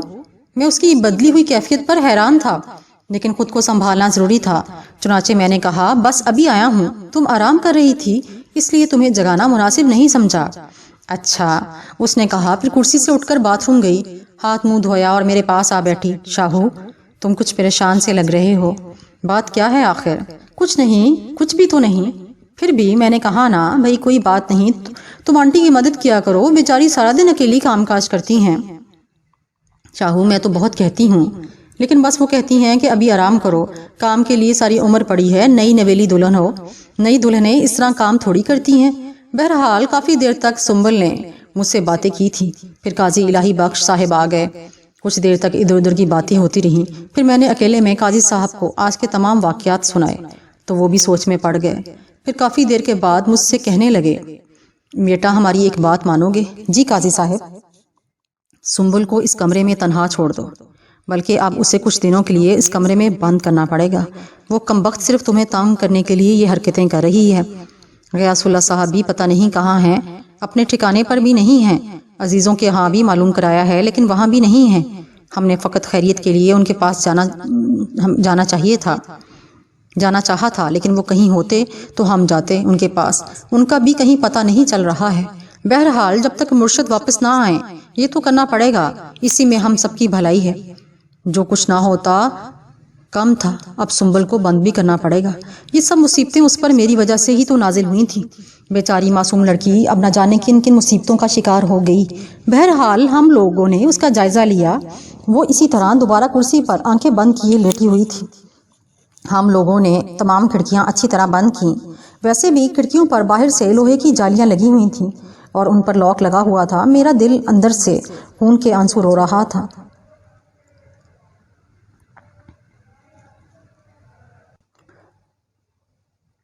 وہاں بھی وہ ان لوگوں کے چنگل میں پھنسی ہوئی تھی، کتنی خراب تھی اس کی قسمت، اور یہاں بھی اس پر مصیبتیں ٹوٹی ہوئی تھیں۔ دیکھیں اب کیا ہوتا ہے۔ دل خون کے آنسو رو رہا تھا، سنبل کو مجھ سے دور کر دیا گیا تھا، وہ کیا سوچتی ہوگی اپنے دل میں۔ ایک لمحے کی خوشی بھی تو نہیں نصیب ہوئی تھی اسے، اور اب میں اس کی صورت بھی نہیں دیکھ سکتا تھا۔ قاضی صاحب نے میری شکل دیکھ کر کہا، کیا بات ہے شاہو، بہت پریشان نظر آ رہے ہو۔ کیا بتاؤں قاضی صاحب، آپ بھی میری وجہ سے مصیبت میں پڑ گئے۔ ایسا سوچتے ہو تم؟ تو اور کیا سوچوں بیٹے، تمہیں علم ہے کہ ہماری کوئی اولاد نہیں، تمہیں پیار سے بیٹا کہا ہے تو تم ایسی باتیں کر رہے ہو، بجائے اس کے کہ میں آپ کی کوئی خدمت کرتا، الٹا میری وجہ سے آپ کو پریشانیوں کا شکار ہونا پڑا ہے۔ اگر تم سچ مچ ہمارے بیٹے ہوتے تو کیا ہم تم سے علیحدہ ہو جاتے؟ وہ تو ٹھیک ہے، یا پھر یہ کہو کہ تم نے ہمیں دل سے اپنا نہیں سمجھا۔ ارے ایسی بات نہیں قاضی صاحب، ایسی بات ہرگز نہیں۔ تو پھر کیا بات ہے؟ میں بہت پریشان ہوں۔ لیکن کیوں؟ مجھے بتائیں، اب میں کیا کروں گا؟ میں نے نوکری بھی چھوڑ دی ہے، اب مجھے اس کا افسوس ہو رہا ہے۔ جلد بازی سے کام لے گیا، ورنہ کم از کم مجھے نوکری نہیں چھوڑنی چاہیے تھی۔ اصل میں نے تم سے کچھ نہیں کہا، اور اس کی وجہ یہ تھی کہ کہیں تم یہ نہ محسوس کرو کہ میں تمہیں نوکری کرنے پر مجبور کرنا چاہتا ہوں۔ بات یہ ہے کہ تم نے نوکری تو بلا وجہ ہی چھوڑ دی، جو کام کر رہے تھے کرتے رہتے، حالات جس طرح بھی پیش آتے ہمیں بھی ان کا سامنا تو کرنا ہی ہے۔ ڈر گیا تھا۔ کیوں؟ یہ سوچ کر کہیں ان معصوم لوگوں کو میری وجہ سے کوئی نقصان نہ پہنچ جائے۔ وہاں سب لوگ بہت اچھے تھے، بیگم صاحبہ، مریم بی بی، تمام لوگ۔ اتنے لوگوں کو اگر میری وجہ سے کوئی پریشانی ہو جاتی تو میں اپنے آپ کو کبھی معاف نہیں کر سکتا تھا قاضی صاحب۔ لیکن بیٹا، اب زندگی جس طرح گزارنے کا فیصلہ کر لیا ہے تم نے، اس کے تحت تمہیں کہیں نہ کہیں تو نوکری کرنی ہی پڑے گی، یا پھر واپس اپنی دنیا میں جاؤ گے۔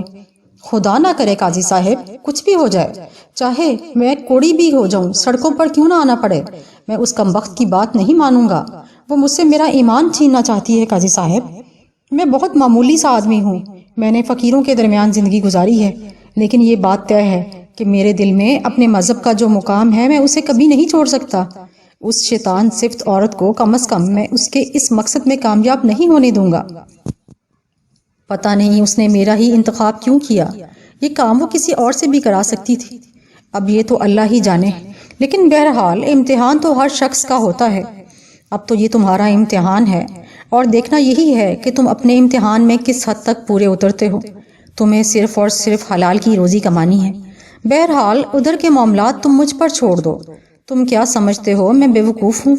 تمہاری بہت دنیا میں نے بھی دیکھی ہے۔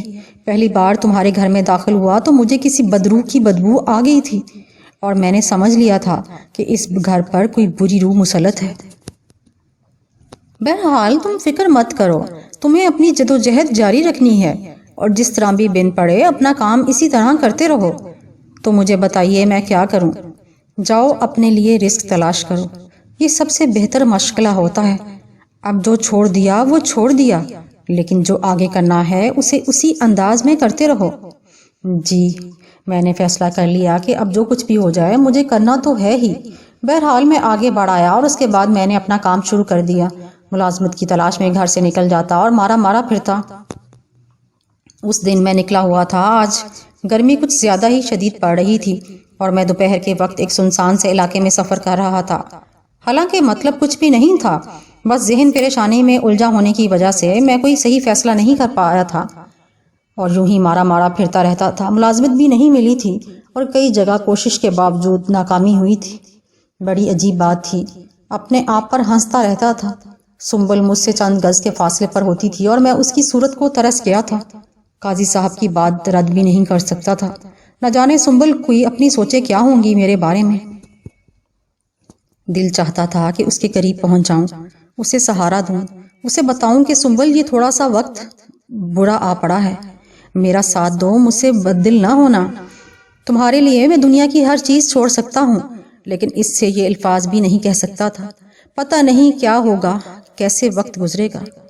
گرمی نے دماغ پگھلا دیا تھا، زبان پر کانٹے پڑ رہے تھے، سخت دھوپ نکلی ہوئی تھی، اور میری سمجھ میں نہیں آ رہا تھا کہ اب میں کدھر جاؤں۔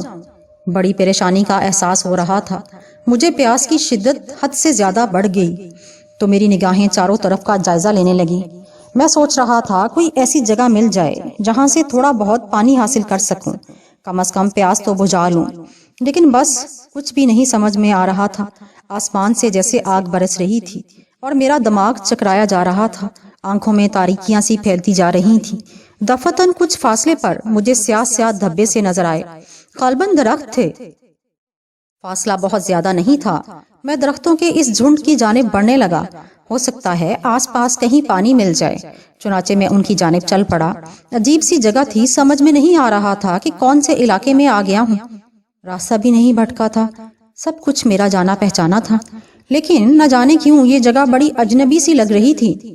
راستے میں خاردار جھاڑیاں بکھری ہوئی تھیں، اور بعض جگہ درختوں کے ایسے جھنڈ نظر آ رہے تھے کہ راستہ ہی بند ہو جاتا تھا۔ میں آگے بڑھتا رہا اور بالآخر درختوں کے جھنڈ کے نزدیک پہنچ گیا۔ پھر یہ دیکھ کر میرے دل میں مسرت کی لہریں بیدار ہونے لگیں کہ درختوں کا یہ جھنڈ نہیں ہے، بلکہ اس سے کچھ فاصلے پر اینٹوں کی بنی ایک عمارت کھڑی ہے۔ میں یہ سوچ کر اس عمارت کی جانب بڑھ گیا کہ ہو سکتا ہے وہاں کوئی ایسا شخص رہتا ہو جو اس عمارت کا چوکیدار وغیرہ ہو، کم از کم پانی تو مل جائے گا۔ ایک لمحے کے بعد میں عمارت کے دروازے پر پہنچ گیا۔ دور سے یہ عمارت چھوٹی دکھائی دے رہی تھی، لیکن قریب پہنچنے پر پتہ چلا کہ عمارت خاصی بڑی ہے۔ اس کے بلند دروازے پر کچھ لکھا ہوا تھا جسے میں کوشش کے باوجود نہیں پڑھ سکا تھا۔ اونچے اونچے درختوں کے ایک زبردست جھنڈ نے عمارت کو اپنے حلقے میں لے رکھا تھا۔ عمارت کے اطراف میں عجیب سا سناٹا چھایا ہوا تھا، वैसे खासी कदीम इमारत थी और जगह जगह से टूटी हुई नजर आ रही थी। ईंटों के ढेर बड़े बदनुमा लग रहे थे। धूप इतनी शदीद थी कि ईंटें भी तप रही थीं, लेकिन इमारत के कुछ हिस्से काफी महफूज थे। पता नहीं कोई इस इमारत में मौजूद भी है या नहीं। बहरतौर मैं दरवाजे पर पहुंचा। दरवाजे का एक पट खुला हुआ था, चुनाचे मैं इस शदीद गर्मी से बचने के लिए उसमें दाखिल हो गया। अगर किसी ने कोई एतराज किया तो क्या माफी मांग लूंगा। फिर मैं दरवाजे की दूसरी जानिब पहुंचा ही था कि एकदम मुझे अजीब सी ठंडक महसूस हुई। एक अजीब सी ठंडक थी जिसका इस गर्मी में तसव्वुर भी नहीं किया जा सकता था। दरख्तों के नीचे भी इतनी ही ठंडक नहीं होती थी। दरवाजे की दूसरी जानिब एक वीरान सा सहन था। सहन के इख्तिताम पर एक और बंद दरवाजा नजर आ रहा था। मैं उस दरवाजे के करीब पहुंचा और मैंने जोर जोर से दरवाजे को बजाया, लेकिन अंदर से कोई जवाब नहीं मिला। उसका मकसद ये था कि इमारत में कोई मौजूद नहीं। क्या ये दरवाजा अंदर से बंद है? मैंने एक लम्हे के लिए ये सोचा कि दरवाजा खोलकर देखूं। आह काश बस थोड़ा सा पानी यहाँ मिल जाए। दफतन मेरे कानों में एक ऐसी आवाज आई जैसे दरवाजे के दूसरी तरफ कोई पहुंचा हो। फिर दाएं जानिब की एक खिड़की के पट से हल्की सी चिड़चिड़ाहट की आवाज उभरी। गालबन किसी ने खिड़की खोलकर मुझे देखा था और उसके बाद खिड़की बंद हो गई थी। मेरे दिल में खुशी की लहरें बेदार होने लगीं। इसका मतलब है कि इमारत में कोई मौजूद है, और जहां इंसान होते हैं वहां पानी जरूर होता है। चुनाचे मैं इंतजार करने लगा। मुझे किसी के चलने की आवाज सुनाई दी। ये आवाज कुछ अजीब सी थी, जैसे कोई चीज जमीन पर घिसिट रही हो। फिर दरवाजे पर खिड़खिड़ाहट उभरी और दरवाजा आहिस्ता आहिस्ता खोलने लगा। दरवाजा खुला तो मुझे अपने सामने एक शख्स खड़ा हुआ नजर आया, लेकिन उसे देखकर मेरे बदन में खौफ की एक झुरझुरी सी दौड़ गई। यूं महसूस हुआ जैसे मेरे रीढ़ की हड्डी में सर्द लहरें दौड़ रही हों। वो एक छोटे कद का मजबूत बदन का आदमी था, जिसका गोल चेहरा बड़ा अजीब लग रहा था।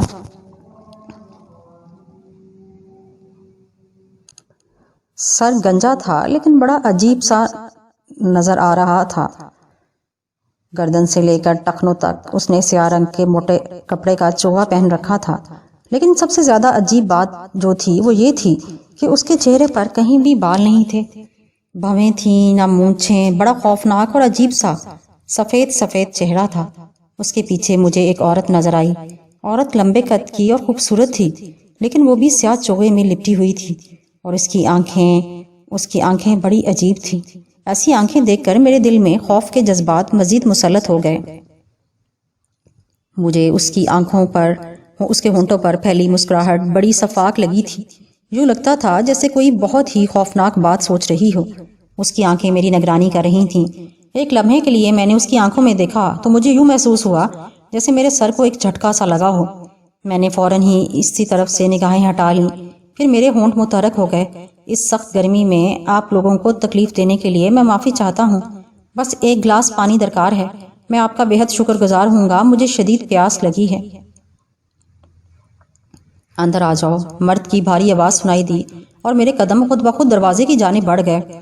अगरचे मैं इस मकान की हैयत और इसमें रहने वाले अफराद की शक्लो सूरत से खौफजदा था, लेकिन बहरहाल अब मेरे लिए मकान में दाखिल होने के अलावा और कोई चाराकार नहीं था।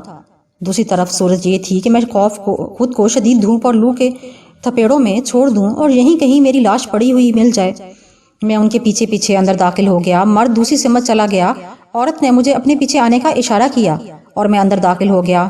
बड़ी सर्दी थी यहाँ, बाहर से बिल्कुल मुख्तलिफ मौसम था। मुझे अंदाजा नहीं हो पा रहा था कि मुझे ये सर्दी क्यों लग रही है। इतनी सर्दी लग रही थी कि बदन पर कपकपाहट तारी हो रही थी। इस बड़े से हॉल में ऊपर जाने के लिए एक जीना बना हुआ था, जिस पर शानदार कालीन बिछा हुआ था। औरत ने कहा, आओ, बस एक गिलास पानी। हाँ हाँ, मेरे साथ आ जाओ, उसने कहा और सीढ़ियों की तरफ बढ़ गई। मैं नहीं जानता था कि एक गिलास पानी के लिए वो मुझे कहाँ ले जा रही है। बहरहाल मैं उसके पीछे पीछे चल पड़ा। वो अजीब से अंदाज में सीढ़ियां तय कर रही थी। मुझे यूं लग रहा था जैसे उसके पांव कालीन पर ही नहीं पड़ ही नहीं रहे। मेरे दिल में खौफ की लहरें दौड़ रही थीं, लेकिन मैं उसका ताकुब कर रहा था। यूं महसूस हो रहा था जैसे कोई कुव्वत मुझे ऊपर लिए जा रही है। फिर उसने ऊपर पहुंचने के बाद एक दरवाजा खोला। उस कमरे में दाखिल हो गई। मैं भी उसके पीछे ही पीछे अंदर दाखिल हो गया। अंदर बड़ा आरामदेह बिस्तर लगा हुआ था। औरत दरवाजे से चंद कदम आगे बढ़कर रुक गई, फिर बोली, आओ बैठो, मैं तुम्हें पानी देती हूँ। उसके होंठों पर वही पुरस्कार मुस्कुराहट फैली हुई थी। मैं अंदर पहुंचा तो वो बाहर निकल गई। मैं एक लम्हे के लिए ठटक गया था। پھر اس وقت مجھے انتہائی خوف محسوس ہوا جب دروازہ باہر سے بند ہو گیا۔ او میرے خدا، کیا ہو رہا ہے؟ کہاں آ پھنسا ہوں میں؟ ماحول بڑا عجیب لگ رہا تھا۔ خوف کی لہریں میرے پورے وجود کو جکڑے ہوئے تھی۔ کاش بس ایک گلاس ٹھنڈا پانی مل جاتا اور میں یہاں سے نکل جاتا۔ پتہ نہیں کیا ہوگا۔ میں کمرے کے درمیان میں کھڑے ہو کر چاروں طرف کا جائزہ لینے لگا۔ کچھ سمجھ میں نہیں آ رہا تھا، یہ عورت اور یہ مرد اس ویران مکان میں کیا کر رہے ہیں؟ نہ جانے کیوں مجھے یوں لگ رہا تھا جیسے دونوں اس دنیا کی مخلوق نہیں۔ کیا پھر میں بدروحوں کے چکر میں پھنس گیا؟ بدن کی کیفیت بری طرح خراب ہو رہی تھی اور میری سمجھ میں نہیں آ رہا تھا کہ میں کیا کروں۔ میں نے ایک بار پھر کمرے میں چاروں طرف نگاہیں دوڑائیں۔ ایک طرف ایک چھوٹا سا دروازہ نظر آیا جس میں کواڑ نہیں تھے۔ عورت اگر صرف پانی لینے کے لیے گئی تھی تو اس نے اس کمرے کا دروازہ پھر سے کیوں بند کر دیا؟ میں اس دروازے کی جانب بڑھ گیا، چند قدم آگے بڑھا اور دروازے سے اندر جھانکا۔ دوسری طرف ایک انتہائی بدنما کمرہ تھا۔ جگہ جگہ سے پلاسٹر اکھڑا ہوا تھا اور اینٹیں باہر جھانک رہی تھیں۔ بلندی پر ایک چھوٹا سا روشن دان بنا ہوا تھا جس سے روشنی آ رہی تھی۔ یہ کمرہ بھی بے حد ٹھنڈا تھا۔ میں ابھی اسی پر غور کر رہا تھا کہ اچانک ہی مجھے یوں محسوس ہوا جیسے پانی کی دھاڑ زمین پر گر رہی ہو۔ میں نے برق رفتاری سے نگاہیں دوڑائیں تو مجھے قریب ہی ایک غسل خانے جیسا کمرہ نظر آیا۔ میں تیزی سے اس جانب بڑھ گیا۔ پانی کی آواز نے میری پیاس اور تیز کر دی تھی۔ کمرے میں روشن دان سے جو مدھم روشنی آ رہی تھی وہ اتنی نہیں تھی کہ میں پورے ماحول کا جائزہ لے سکوں۔ بہرحال اتنا ضرور ہو سکتا تھا کہ میں غسل خانے میں داخل ہو جاؤں۔ چنانچہ میں آگے بڑھ گیا اور میں نے جلدی سے غسل خانے میں نگاہ دوڑائی۔ ایک اونچی ٹوٹی سے مدھم دھاڑ گر رہی تھی۔ میں دونوں ہاتھ پھیلا کر پانی کی اس دھاڑ کو اپنے ہاتھوں میں پکڑنے کی کوشش کرنے لگا، لیکن دوسرے لمحے مجھے محسوس ہوا کہ جیسے پانی میں ایک بو شامل ہو، اور یہ پانی بڑا گاڑھا گاڑھا سا تھا۔ پتہ نہیں کیا قصہ ہے، کیسا پانی ہے؟ عورت کا انتظار ہی کر لوں تو زیادہ مناسب ہوگا۔ یہ پانی تو کچھ عجیب سا لگتا ہے۔ چنانچہ میں اس غسل خانے سے نکل آیا۔ پانی کے بارے میں اندازہ لگانے کے لیے میں نے دونوں ہاتھ سامنے کیے تو میرا سانس رک گیا۔ خدا کی پناہ، یہ پانی نہیں تھا بلکہ سرخ سرخ خون تھا جو میرے ہاتھوں میں بھرا ہوا تھا۔ میرے بدن پر خون کے بہت سے دھبے بھی پڑ گئے تھے۔ میرے منہ سے ہلکی سی چیخ نکل گئی اور میں برق رفتاری سے دروازے کی جانب بھاگا، پھر اس کمرے سے بھی باہر نکل آیا۔ او میرے خدا، میرے خدا، پانی کی ٹوٹی سے رستا ہوا خون! میری دماغی قوتیں سلب ہوتی جا رہی تھیں۔ یہ سب کچھ مجھے ایک خواب سا لگ رہا تھا۔ خون کے بڑے بڑے دھبے اوپر سے گرتے ہوئے میرے بدن سے لپٹ گئے تھے۔ میری سمجھ میں نہیں آ رہا تھا کہ میں کیا کروں۔ دوڑتا ہوا اس کمرے میں نکل آیا جہاں مسحری وغیرہ چھوڑ کر گیا تھا۔ دہشت سے میرے بدن کے رونگٹے کھڑے ہو گئے تھے۔ دل اس طرح دھڑک رہا تھا جیسے حلق سے باہر نکل آئے گا۔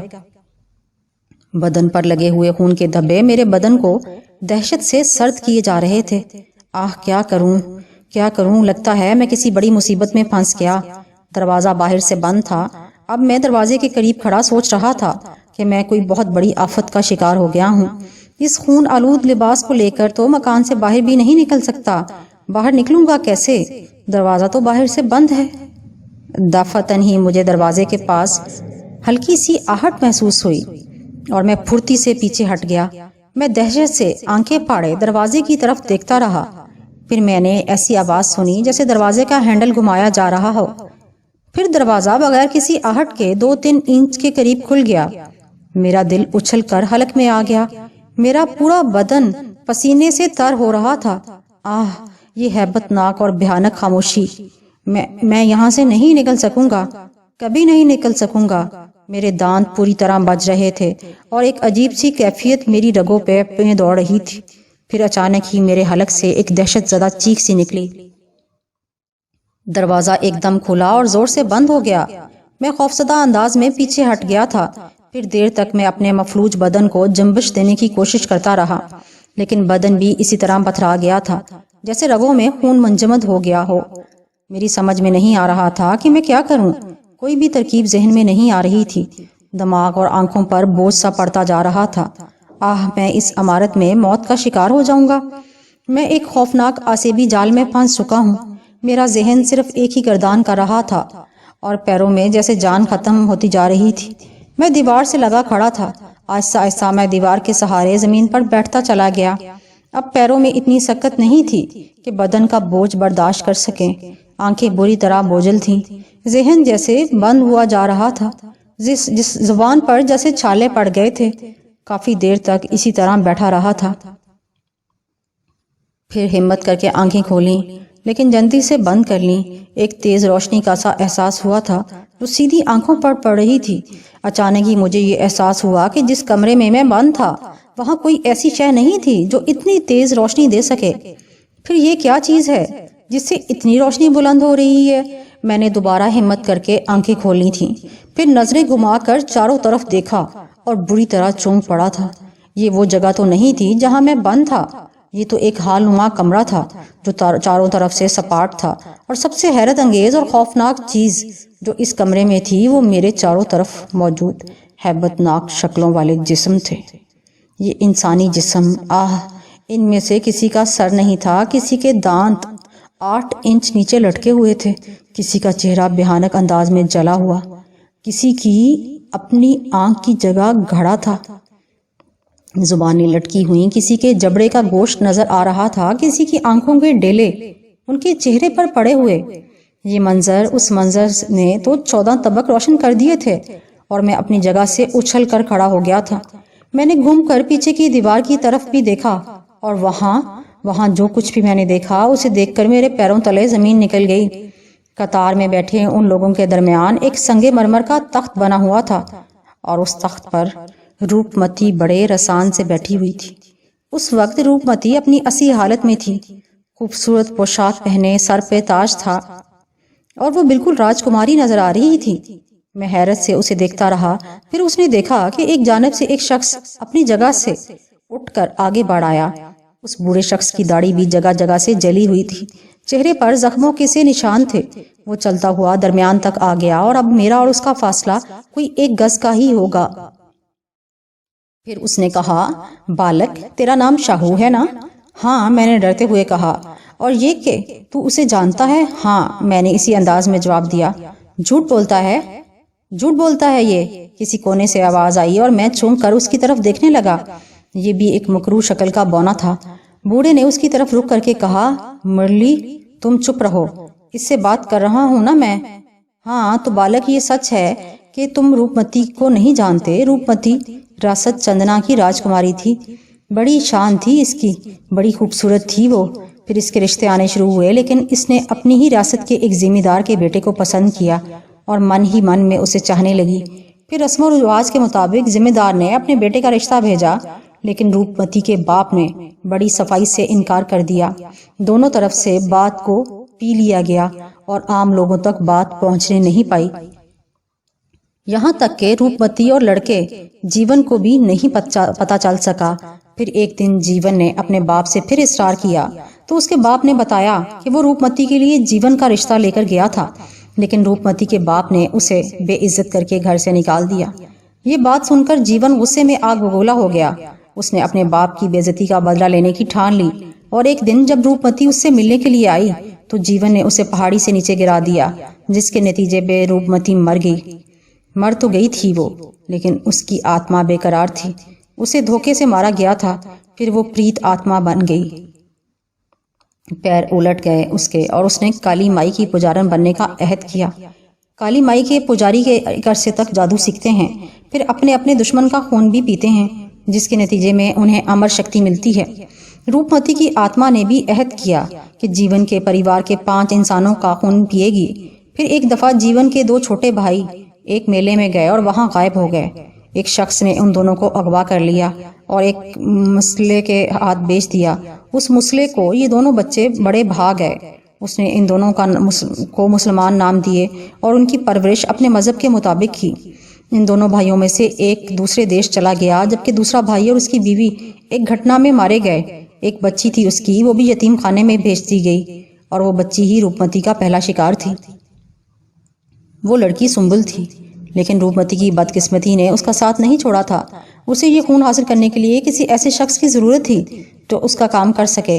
اس نے کئی لوگوں کو سمپورنی کا لالچ دیا، وہ لوگ جاب کرنے میں کامیاب نہ ہو سکے اور روپمتی بدلے کی آگ میں جلتی رہی۔ صاف ظاہر تھا کہ جب کوئی نہ کوئی سمپونی حاصل کر لیتا تو اسے بدلے میں وہی کام کرنا پڑتا جو اس کے لیے روپمتی نے تم سے کہا تھا، لیکن اسے ایک بار پھر دھوکہ دیا گیا تھا۔ تم نے بھی سمپونی کے لیے جاب کیا اور تم کامیاب ہو گئے، لیکن جب تمہاری باری آئی تو تم نے روپمتی کو دھوکہ دیا، تم نے اس کا کام کرنے سے انکار کر دیا۔ ارے تمہارا کیا جاتا اگر تم اس لڑکی کا خون روپمتی کو دے دیتے؟ اس دنیا میں تمہیں ایسی ایسی خوبصورت لڑکیاں ملتی کہ جنہیں دیکھ کر ہی تم حیران رہ جاتے۔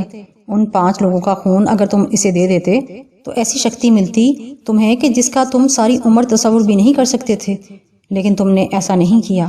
تم نے روپمتی کو دھوکہ دیا، لیکن ہم تجھے ایک اور موقع دینا چاہتے ہیں۔ ہم روپمتی سے تیری سفارش کریں گے، اس سے کہیں گے کہ تو اس کام کے لیے تیار ہو گیا ہے، تو اسے سنبل کا خون لا کر دے گا، اور اس کے بعد ان 4 انسانوں کا خون بھی جو روپمتی کے دشمن ہیں، اور سن کہ تیرے جیون میں یہی کایا جال ہے۔ اگر تو یہاں پہلی بار روپمتی کے ساتھ نہ جاتا تو کایا جال سے بچ سکتا تھا، لیکن اب تیرے لیے کوئی راستہ نہیں، تجھے یہ کام کرنا ہوگا۔ میں اس ماحول سے بری طرح خوفزدہ تھا۔ روپمتی کی کہانی اب کھل کر سامنے آئی تھی۔ بہرحال اس کے ساتھ بھی ظلم ہوا تھا۔ اس نے تو دل سے اس لڑکے جیون کو چاہا تھا، لیکن جیون نے صرف اپنے باپ کی بے عزتی کا بدلہ لینے کے لیے روپمتی کو جان سے مار دیا، اور اب روپمتی بھی اس کے خاندان کے 5 لوگوں کو مارے گی۔ لیکن میں کیوں اس کی مدد کروں؟ روپمتی بھی تو وہی سب کچھ کر رہی ہے جو اس لڑکے نے کیا۔ نہیں، میں اس کی مدد نہیں کروں گا۔ اور پھر وہ مارنے کے لیے کسے کہہ رہی ہے؟ سنبل کو؟ اگر یہ لوگ مجھے جان سے بھی مار دیں تب بھی میں سنبل کو نہیں ماروں گا۔ اور اس خیال نے ایک بار پھر مجھے باہمت کر دیا تھا، اور میری خوف کی کیفیت زائل ہوتی جا رہی تھی۔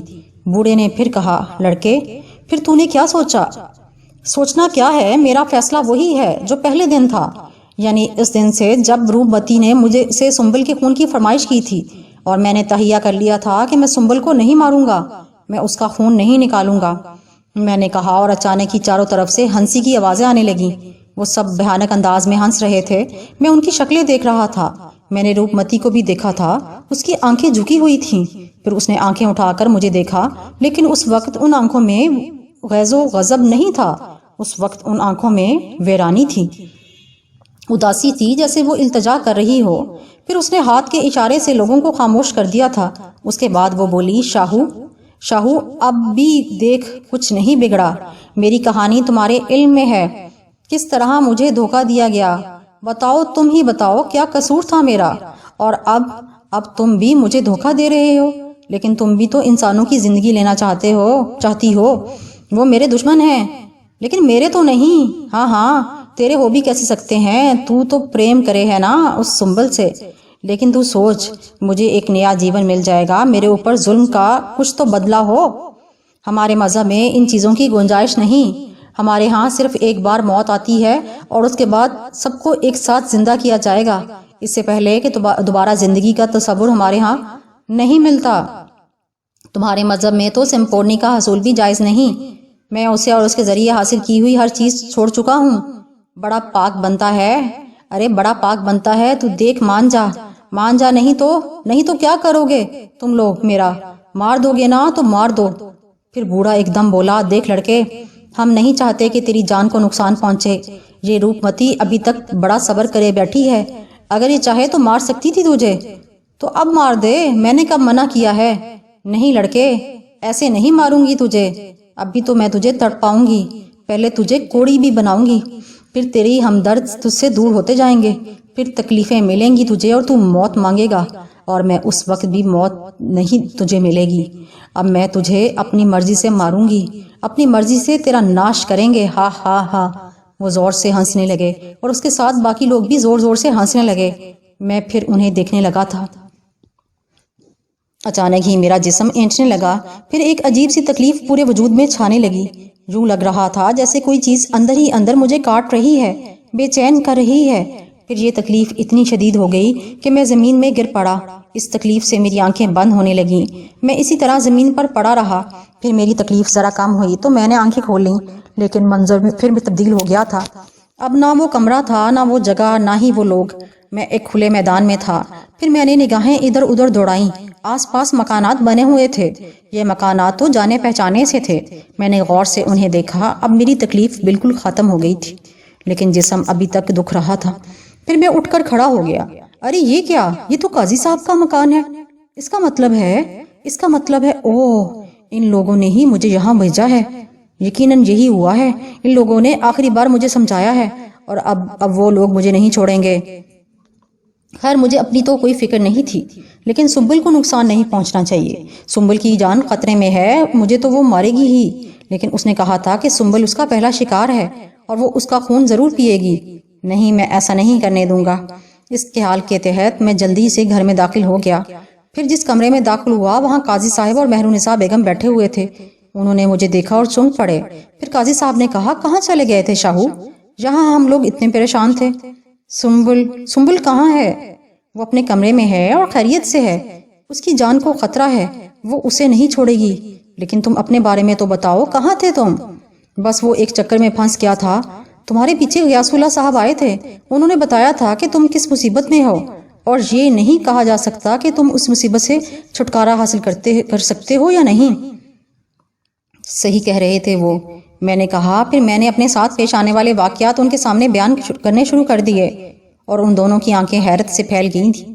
تاہم واقعات سننے کے بعد قاضی صاحب نے کہا، شاہو، اب تک جو واقعات تمہارے ساتھ پیش آئے ہیں اور تم نے ان حالات کا جس طرح مقابلہ کیا ہے، ان کے تحت میں یہی کہہ سکتا ہوں کہ واقعی تم نے اہل ایمان ہونے کا ثبوت دیا ہے۔ ایمان کسی عالم یا کسی اور کی میراث نہیں، یہ تو نظر کرم کی بات ہے، بس جس پر نظر ہو جائے۔ اور میرا دل کہتا ہے جیت حق کی ہوگی۔ تم حق پر ہو، تم نے کسی پر ظلم نہیں کیا، کسی کو نہیں مارا، کسی کو نقصان نہیں پہنچایا، اس لیے جیت تمہاری ہوگی، صرف تمہاری۔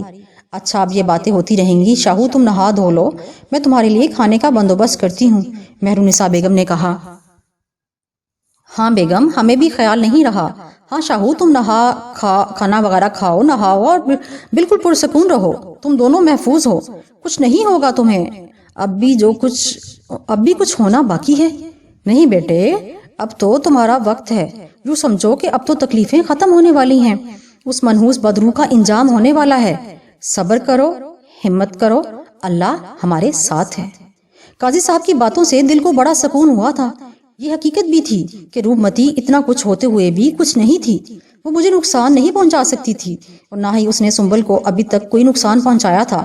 جس کا مطلب ہے کہ اپنے مقصد میں کامیابی کے لیے اسے میری ضرورت تھی اور میں نے اسے اس کے کام سے انکار کر دیا۔ لیکن اب کیا ہوگا؟ بہرحال خود کو سنبھالنا تھا، دل کو سنبھالنا ضروری ہے۔ چنانچہ میں باتھ روم میں گھس گیا، بے اختیاری میں واش بیسن کا نل کھولا، لیکن پھر اچھل کر ایک طرف ہو گیا۔ اچانک ہی مجھے خون کی وہ دھار یاد آ گئی، وہ لال خون جس کے دھبے اب بھی میری قمیض کی آستینوں میں موجود تھے۔ کافی دیر تک پانی کی اس دھار کو دیکھتا رہا، پھر مجھے اطمینان ہو گیا کہ یہ پانی ہی ہے۔ میں نے منہ ہاتھ دھویا، باہر آ کر کپڑے لیے، پھر میں نہانے لگا۔ عجیب سی وحشت ہو رہی تھی، لیکن نہانے میں کافی فرحت محسوس ہو رہی تھی۔ پھر میں نے دوسرے کپڑے پہنے، ان کپڑوں کو میں ساتھ ہی باہر لے آیا تھا۔ پھر میں نے وہ کپڑے باہر پھینک دیے اور اندر آ گیا۔ اندر مہرونسا بیگم اور قاضی صاحب میرے منتظر تھے۔ قاضی صاحب نے کہا، شاہو بیٹا کھانا تیار ہے، چلو۔ جی قاضی صاحب، میں نے کہا اور پھر ان کے ساتھ کھانے والے کمرے کی طرف چل پڑا۔ پھر میں نے کھانا شروع کیا اور اس طرح کہ جیسے برسوں سے نہ کھایا ہو۔ پھر اچانک ہی قاضی صاحب اور مہرونسا بیگم کا خیال آیا اور میں نے کہا، معاف کیجیے گا قاضی صاحب، خیال ہی نہیں رہا، آپ لوگ بھی کھائیے۔ ارے نہیں بیٹا، ہم لوگ کھانا کھا چکے، تم کھاؤ نا۔ اور میں پھر کھانے میں مصروف ہو گیا۔ کھانے کے بعد سیر ہو کر پانی پیا، اور نہ جانے یہ سب مجھ سے کیوں ہو رہا تھا۔ اتنی جلدی تھی مجھے کھانا کھانے کی، جیسے برسوں سے بھوکا پیاسا ہوں۔ بہرحال ہم لوگ دوسرے کمرے میں آ گئے۔ مہرونسا بیگم نے فوراً ہی چائے لا کر ہمارے سامنے رکھ دی تھی۔ پھر انہوں نے کیتلی میں سے 3 کپ چائے انڈیلی، ایک مجھے بھی دیا، دوسرا کپ قاضی صاحب کو اور تیسرا خود لے کر بیٹھ گئیں۔ چائے پینے کے دوران میں نے کہا، قاضی صاحب سنبل کو دیکھا ہے آپ لوگوں نے؟ ہاں، ہم اس کے کمرے کا روشن دان سے جائزہ لیتے رہتے ہیں۔ مہرونسا بیگم وہیں سے پھل وغیرہ اندر ڈالتی رہتی ہیں، لیکن انہوں نے یا میں نے اس کمرے میں جانے کی کوشش نہیں کی۔ غیاث اللہ صاحب نے بھی ہمیں منع کیا تھا کہ اس کمرے میں جانے کی کوشش نہ کی جائے، ورنہ بچی کو نقصان پہنچ سکتا ہے۔ قاضی صاحب، میں سنبل کو دیکھنا چاہتا ہوں۔ نہیں بیٹا، ابھی نہیں، غیاث اللہ صاحب نے منع کیا ہے، لیکن یہ یقین ہے مجھے کہ روپمتی سنبل کو نقصان نہیں پہنچائے گی۔ اگر وہ اسے مار سکتی تو خود نہ مار دیتی۔ تم سوچ لو بیٹا، ہم لوگ تو ہر احتیاط برت رہے ہیں۔ نہیں، میں اسے ایک بار ضرور دیکھوں گا، میں نے کہا اور چائے کا کپ ایک طرف رکھ کر کھڑا ہو گیا۔ پھر میں اس کمرے کی جانب چل پڑا جہاں سنبل قید تھی۔ میں نے دیکھا کہ دروازہ بند ہے اور کنڈی پر تالا لگا ہوا ہے۔ میں نے قاضی صاحب سے چابی طلب کی اور انہوں نے جیب سے چابی نکال کر میرے حوالے کر دی۔ میں نے تالا کھولا اور پھر دروازہ بھی کھول دیا۔ کمرے میں گندگی پھیلی ہوئی تھی، آدھے کھائے ہوئے پھل چاروں طرف بکھرے ہوئے تھے، بستر کی چادر نیچے پڑی تھی، سامان الٹا پڑا تھا۔ بڑی ابتر حالت تھی کمرے کی، اور سنبل بستر پر بیٹھی ہوئی تھی، اس کی پیٹھ ہماری طرف تھی۔ کیا تھا یہ سب کچھ؟ مجھ سے برداشت نہ ہوا اور میں نے سنبل کو آواز دی، سنبل، لیکن اس نے کوئی جواب نہیں دیا تھا۔ میں نے قاضی صاحب کی طرف دیکھا، وہ تشویش زدہ نگاہوں سے مجھے دیکھ رہے تھے۔ میں نے پھر سنبل کو آواز دی، سنبل دیکھو ادھر میری طرف، اور سنبل کی گردن گھوم گئی۔ آہ! یہ منظر اتنا ہیبت ناک تھا کہ بہرونسا بیگم کی چیخ نکل گئی۔ سنبل کا بدن دوسری طرف تھا لیکن گردن پیچھے کی طرف گھوم گئی تھی۔ اس کی آنکھوں کی پتلیاں غائب تھیں، بس سفید ڈیلے نظر آ رہے تھے۔ زبان باہر لٹکی ہوئی تھی۔ مہرونسا بیگم کمرے سے باہر نکل گئیں۔ سنبل اپنی آنکھوں سے مجھے دیکھ رہی تھی۔ اس کی گردن پھر واپس گھوم گئی، پھر پیچھے پلٹی، پھر واپس گھومی اور اس کے بعد چرخی کی طرح گھومنا شروع ہو گئی۔ بڑا بھیانک منظر تھا۔ اس کی گردن بری طرح گھوم رہی تھی، پھر اس کی گردن گھومنا بند ہو گئی اور وہ ہماری طرف مڑی تھی۔ اب اس کی گردن صحیح رخ پر تھی لیکن اس پر بس نہیں ہوئی تھی۔ سنبل اچانک ہی بستر سے اٹھنا شروع ہو گئی۔ بغیر کسی سہارے کے وہ فضا میں معلق ہو گئی تھی۔ اس کے بال چھتری کی طرح پھیل گئے تھے۔ اس کی آنکھیں اب بھی ویسی ہی تھیں۔ پھر وہ اسی طرح واپس بستر تک پہنچ گئی لیکن اس کے بال ویسے ہی پھیلے ہوئے تھے۔ میرا دل خون کے آنسو رو رہا تھا۔ کیا ہے یہ سب کچھ؟ سنبل کو کیا ہو گیا؟ میری وجہ سے وہ اتنی تکلیفیں برداشت کر رہی ہے۔ میں نے بے اختیار ہو کر قاضی صاحب سے کہا، کیا ہے یہ سب قاضی صاحب؟ وہ کیوں میری سنبل کو اذیت دے رہی ہے؟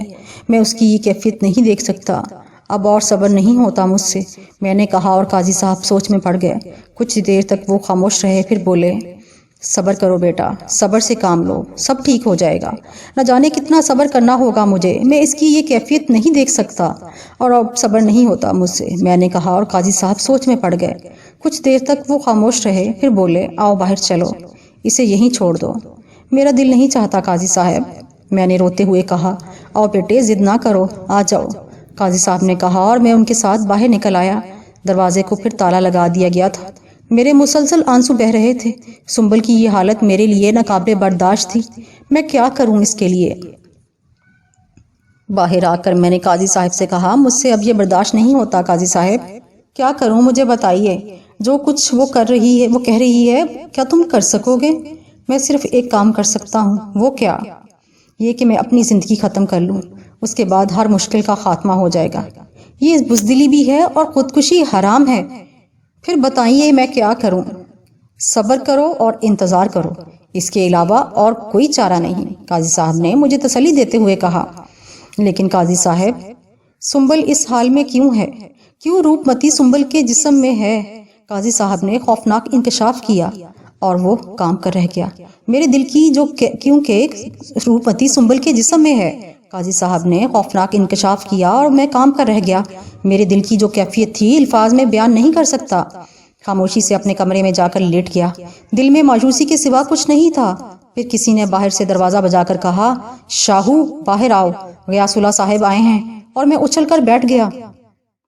غیاث اللہ نے ہمدردی سے مجھے دیکھا، پھر افسوس بھرے انداز میں بولے، یہ کیا حلیہ بنا رکھا ہے تم نے؟ میں رو پڑا تھا۔ غیاث اللہ نے میرے کندھے پر ہاتھ رکھا اور بولے، میری بات مانو بیٹے، حوصلے سے کام لو، اللہ تمہاری مشکل دور کر دے گا۔ اب مجھ سے صبر نہیں ہوتا غیاث اللہ صاحب، ہمت رکھو اور مجھے روپ متی کی کہانی سناؤ۔ روپ متی کی کہانی؟ ہاں، جو تم نے سنی ہے۔ آپ کو کیسے معلوم؟ یہ سوال نہ کرو۔ جی، میں نے کہا اور پھر ریاست چندنا کی راجکماری کی پوری داستان سنا دی۔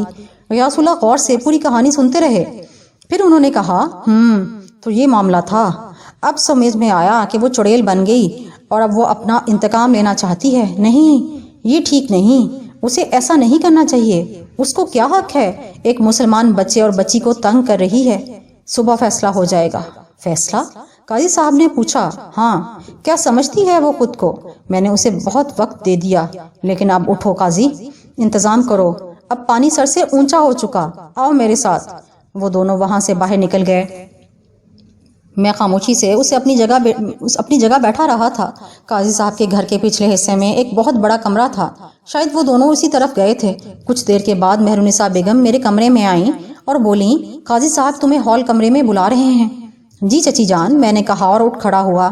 باہر نکل کر مہرونسا بیگم نے کہا، ٹھہرو ذرا، باہر کا دروازہ اندر سے بند کر لو۔ آپ کہیں جا رہی ہیں؟ ہاں، انہوں نے کہا، میں پڑوس میں کسی کے گھر چلی جاؤں اور جب تک کوئی نہ بلائے واپس نہ آؤں گی۔ کیوں؟ تجھے نہیں معلوم ہے؟ چچی جان نے کہا۔ بہرحال میں نے دروازہ بند کر دیا، پھر بڑے کمرے میں پہنچ گیا۔ دروازہ کھلا ہوا تھا۔ ایک طرف غیاث اللہ صاحب پالتی مارے بیٹھے ہوئے کچھ پڑھ رہے تھے اور دوسرے گوشے میں قاضی صاحب دو زانو بیٹھے ہوئے تھے۔ غیاث اللہ صاحب نے مجھے اشارہ کیا اور میں ان کے قریب پہنچ گیا۔ یہ تعویذ جیب میں رکھ لو، انہوں نے ایک تعویذ مجھے دے کر کہا، اور پھر میں نے تعویذ ادب سے لے کر اپنے سینے کے قریب رکھ لیا۔ اب وہاں جا کر قاضی صاحب کے پاس بیٹھ جاؤ اور سنو، کیسی بھی صورتحال ہو خوف زدہ نہ ہونا۔ جی غیاث اللہ صاحب، میں نے کہا اور ان کی ہدایت پر عمل کرنے کے لیے آگے بڑھ گیا۔ پھر میں نے کہا، دروازہ بند کر دوں؟ غیاث اللہ صاحب، نہیں، اس کے پٹ کھول دو، غیاث اللہ صاحب بولے، اور میں نے حیرانی سے ان کی بات پر عمل کیا۔ نہ جانے کون آنے والا تھا۔ پھر میں قاضی صاحب کے پاس جا بیٹھا۔ غیاث اللہ صاحب کچھ پڑھنے میں مصروف ہو گئے تھے۔ خاصی دیر ہو گئی تھی، میں خاموش بیٹھ گیا تھا۔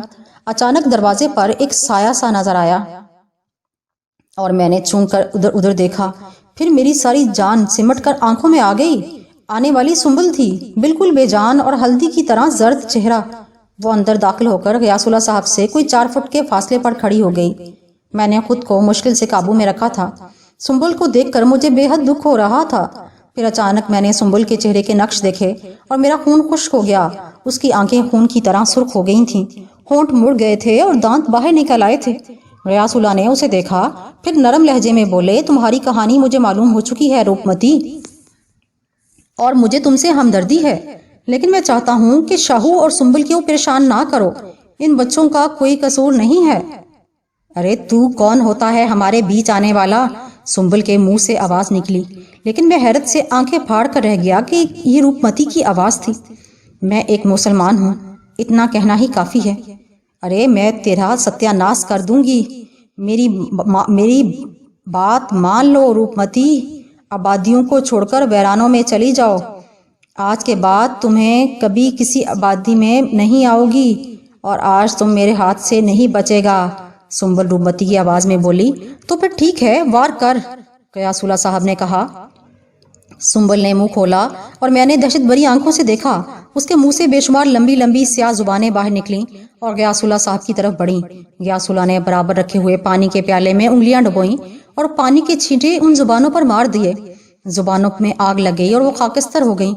تب روپمتی دھاڑی، آؤ میرے ویرو، آؤ ختم کر دو انہیں، مار دو ان تینوں کو۔ ایک روشنی چمکی اور میں نے دیکھا کالے بدن والے ننگ دھڑنگ بونے پورے کمرے میں پھیل گئے۔ ان کے منہ سے خون ٹپک رہا تھا۔ پھر وہ ہم سب کی طرف بڑھنے لگے۔ خوف سے میرا دم نکل رہا تھا، لیکن غیاث اللہ صاحب کی ہدایت مجھے یاد تھی۔ میں نے خوف سے آنکھیں بند کر لیں اور انتظار کرنے لگا۔ پھر بہت سی چیخیں سنائی دیں اور میری آنکھیں خود بخود کھل گئیں۔ میں نے ایک ایسا منظر دیکھا کہ سارے بونوں کی گردنیں غائب ہو گئی تھیں اور وہ ایک دوسرے کو مار رہے تھے۔ پھر میں نے انہیں دروازے کی طرف بھاگتے ہوئے دیکھا، وہ سب باہر نکل گئے۔ ہاں روپمتی، اور کچھ؟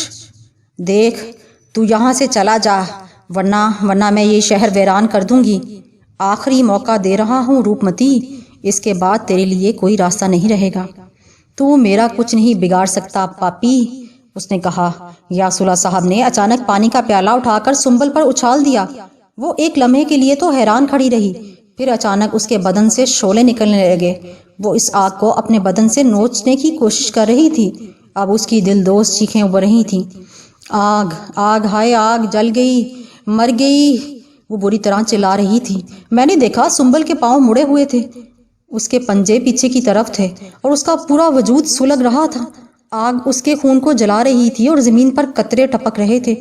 پھر وہ زمین پر بیٹھتی چلی گئی۔ فضا میں گوشت جلنے کی چراند اٹھ رہی تھی اور میرا کلیجہ خون ہو رہا تھا۔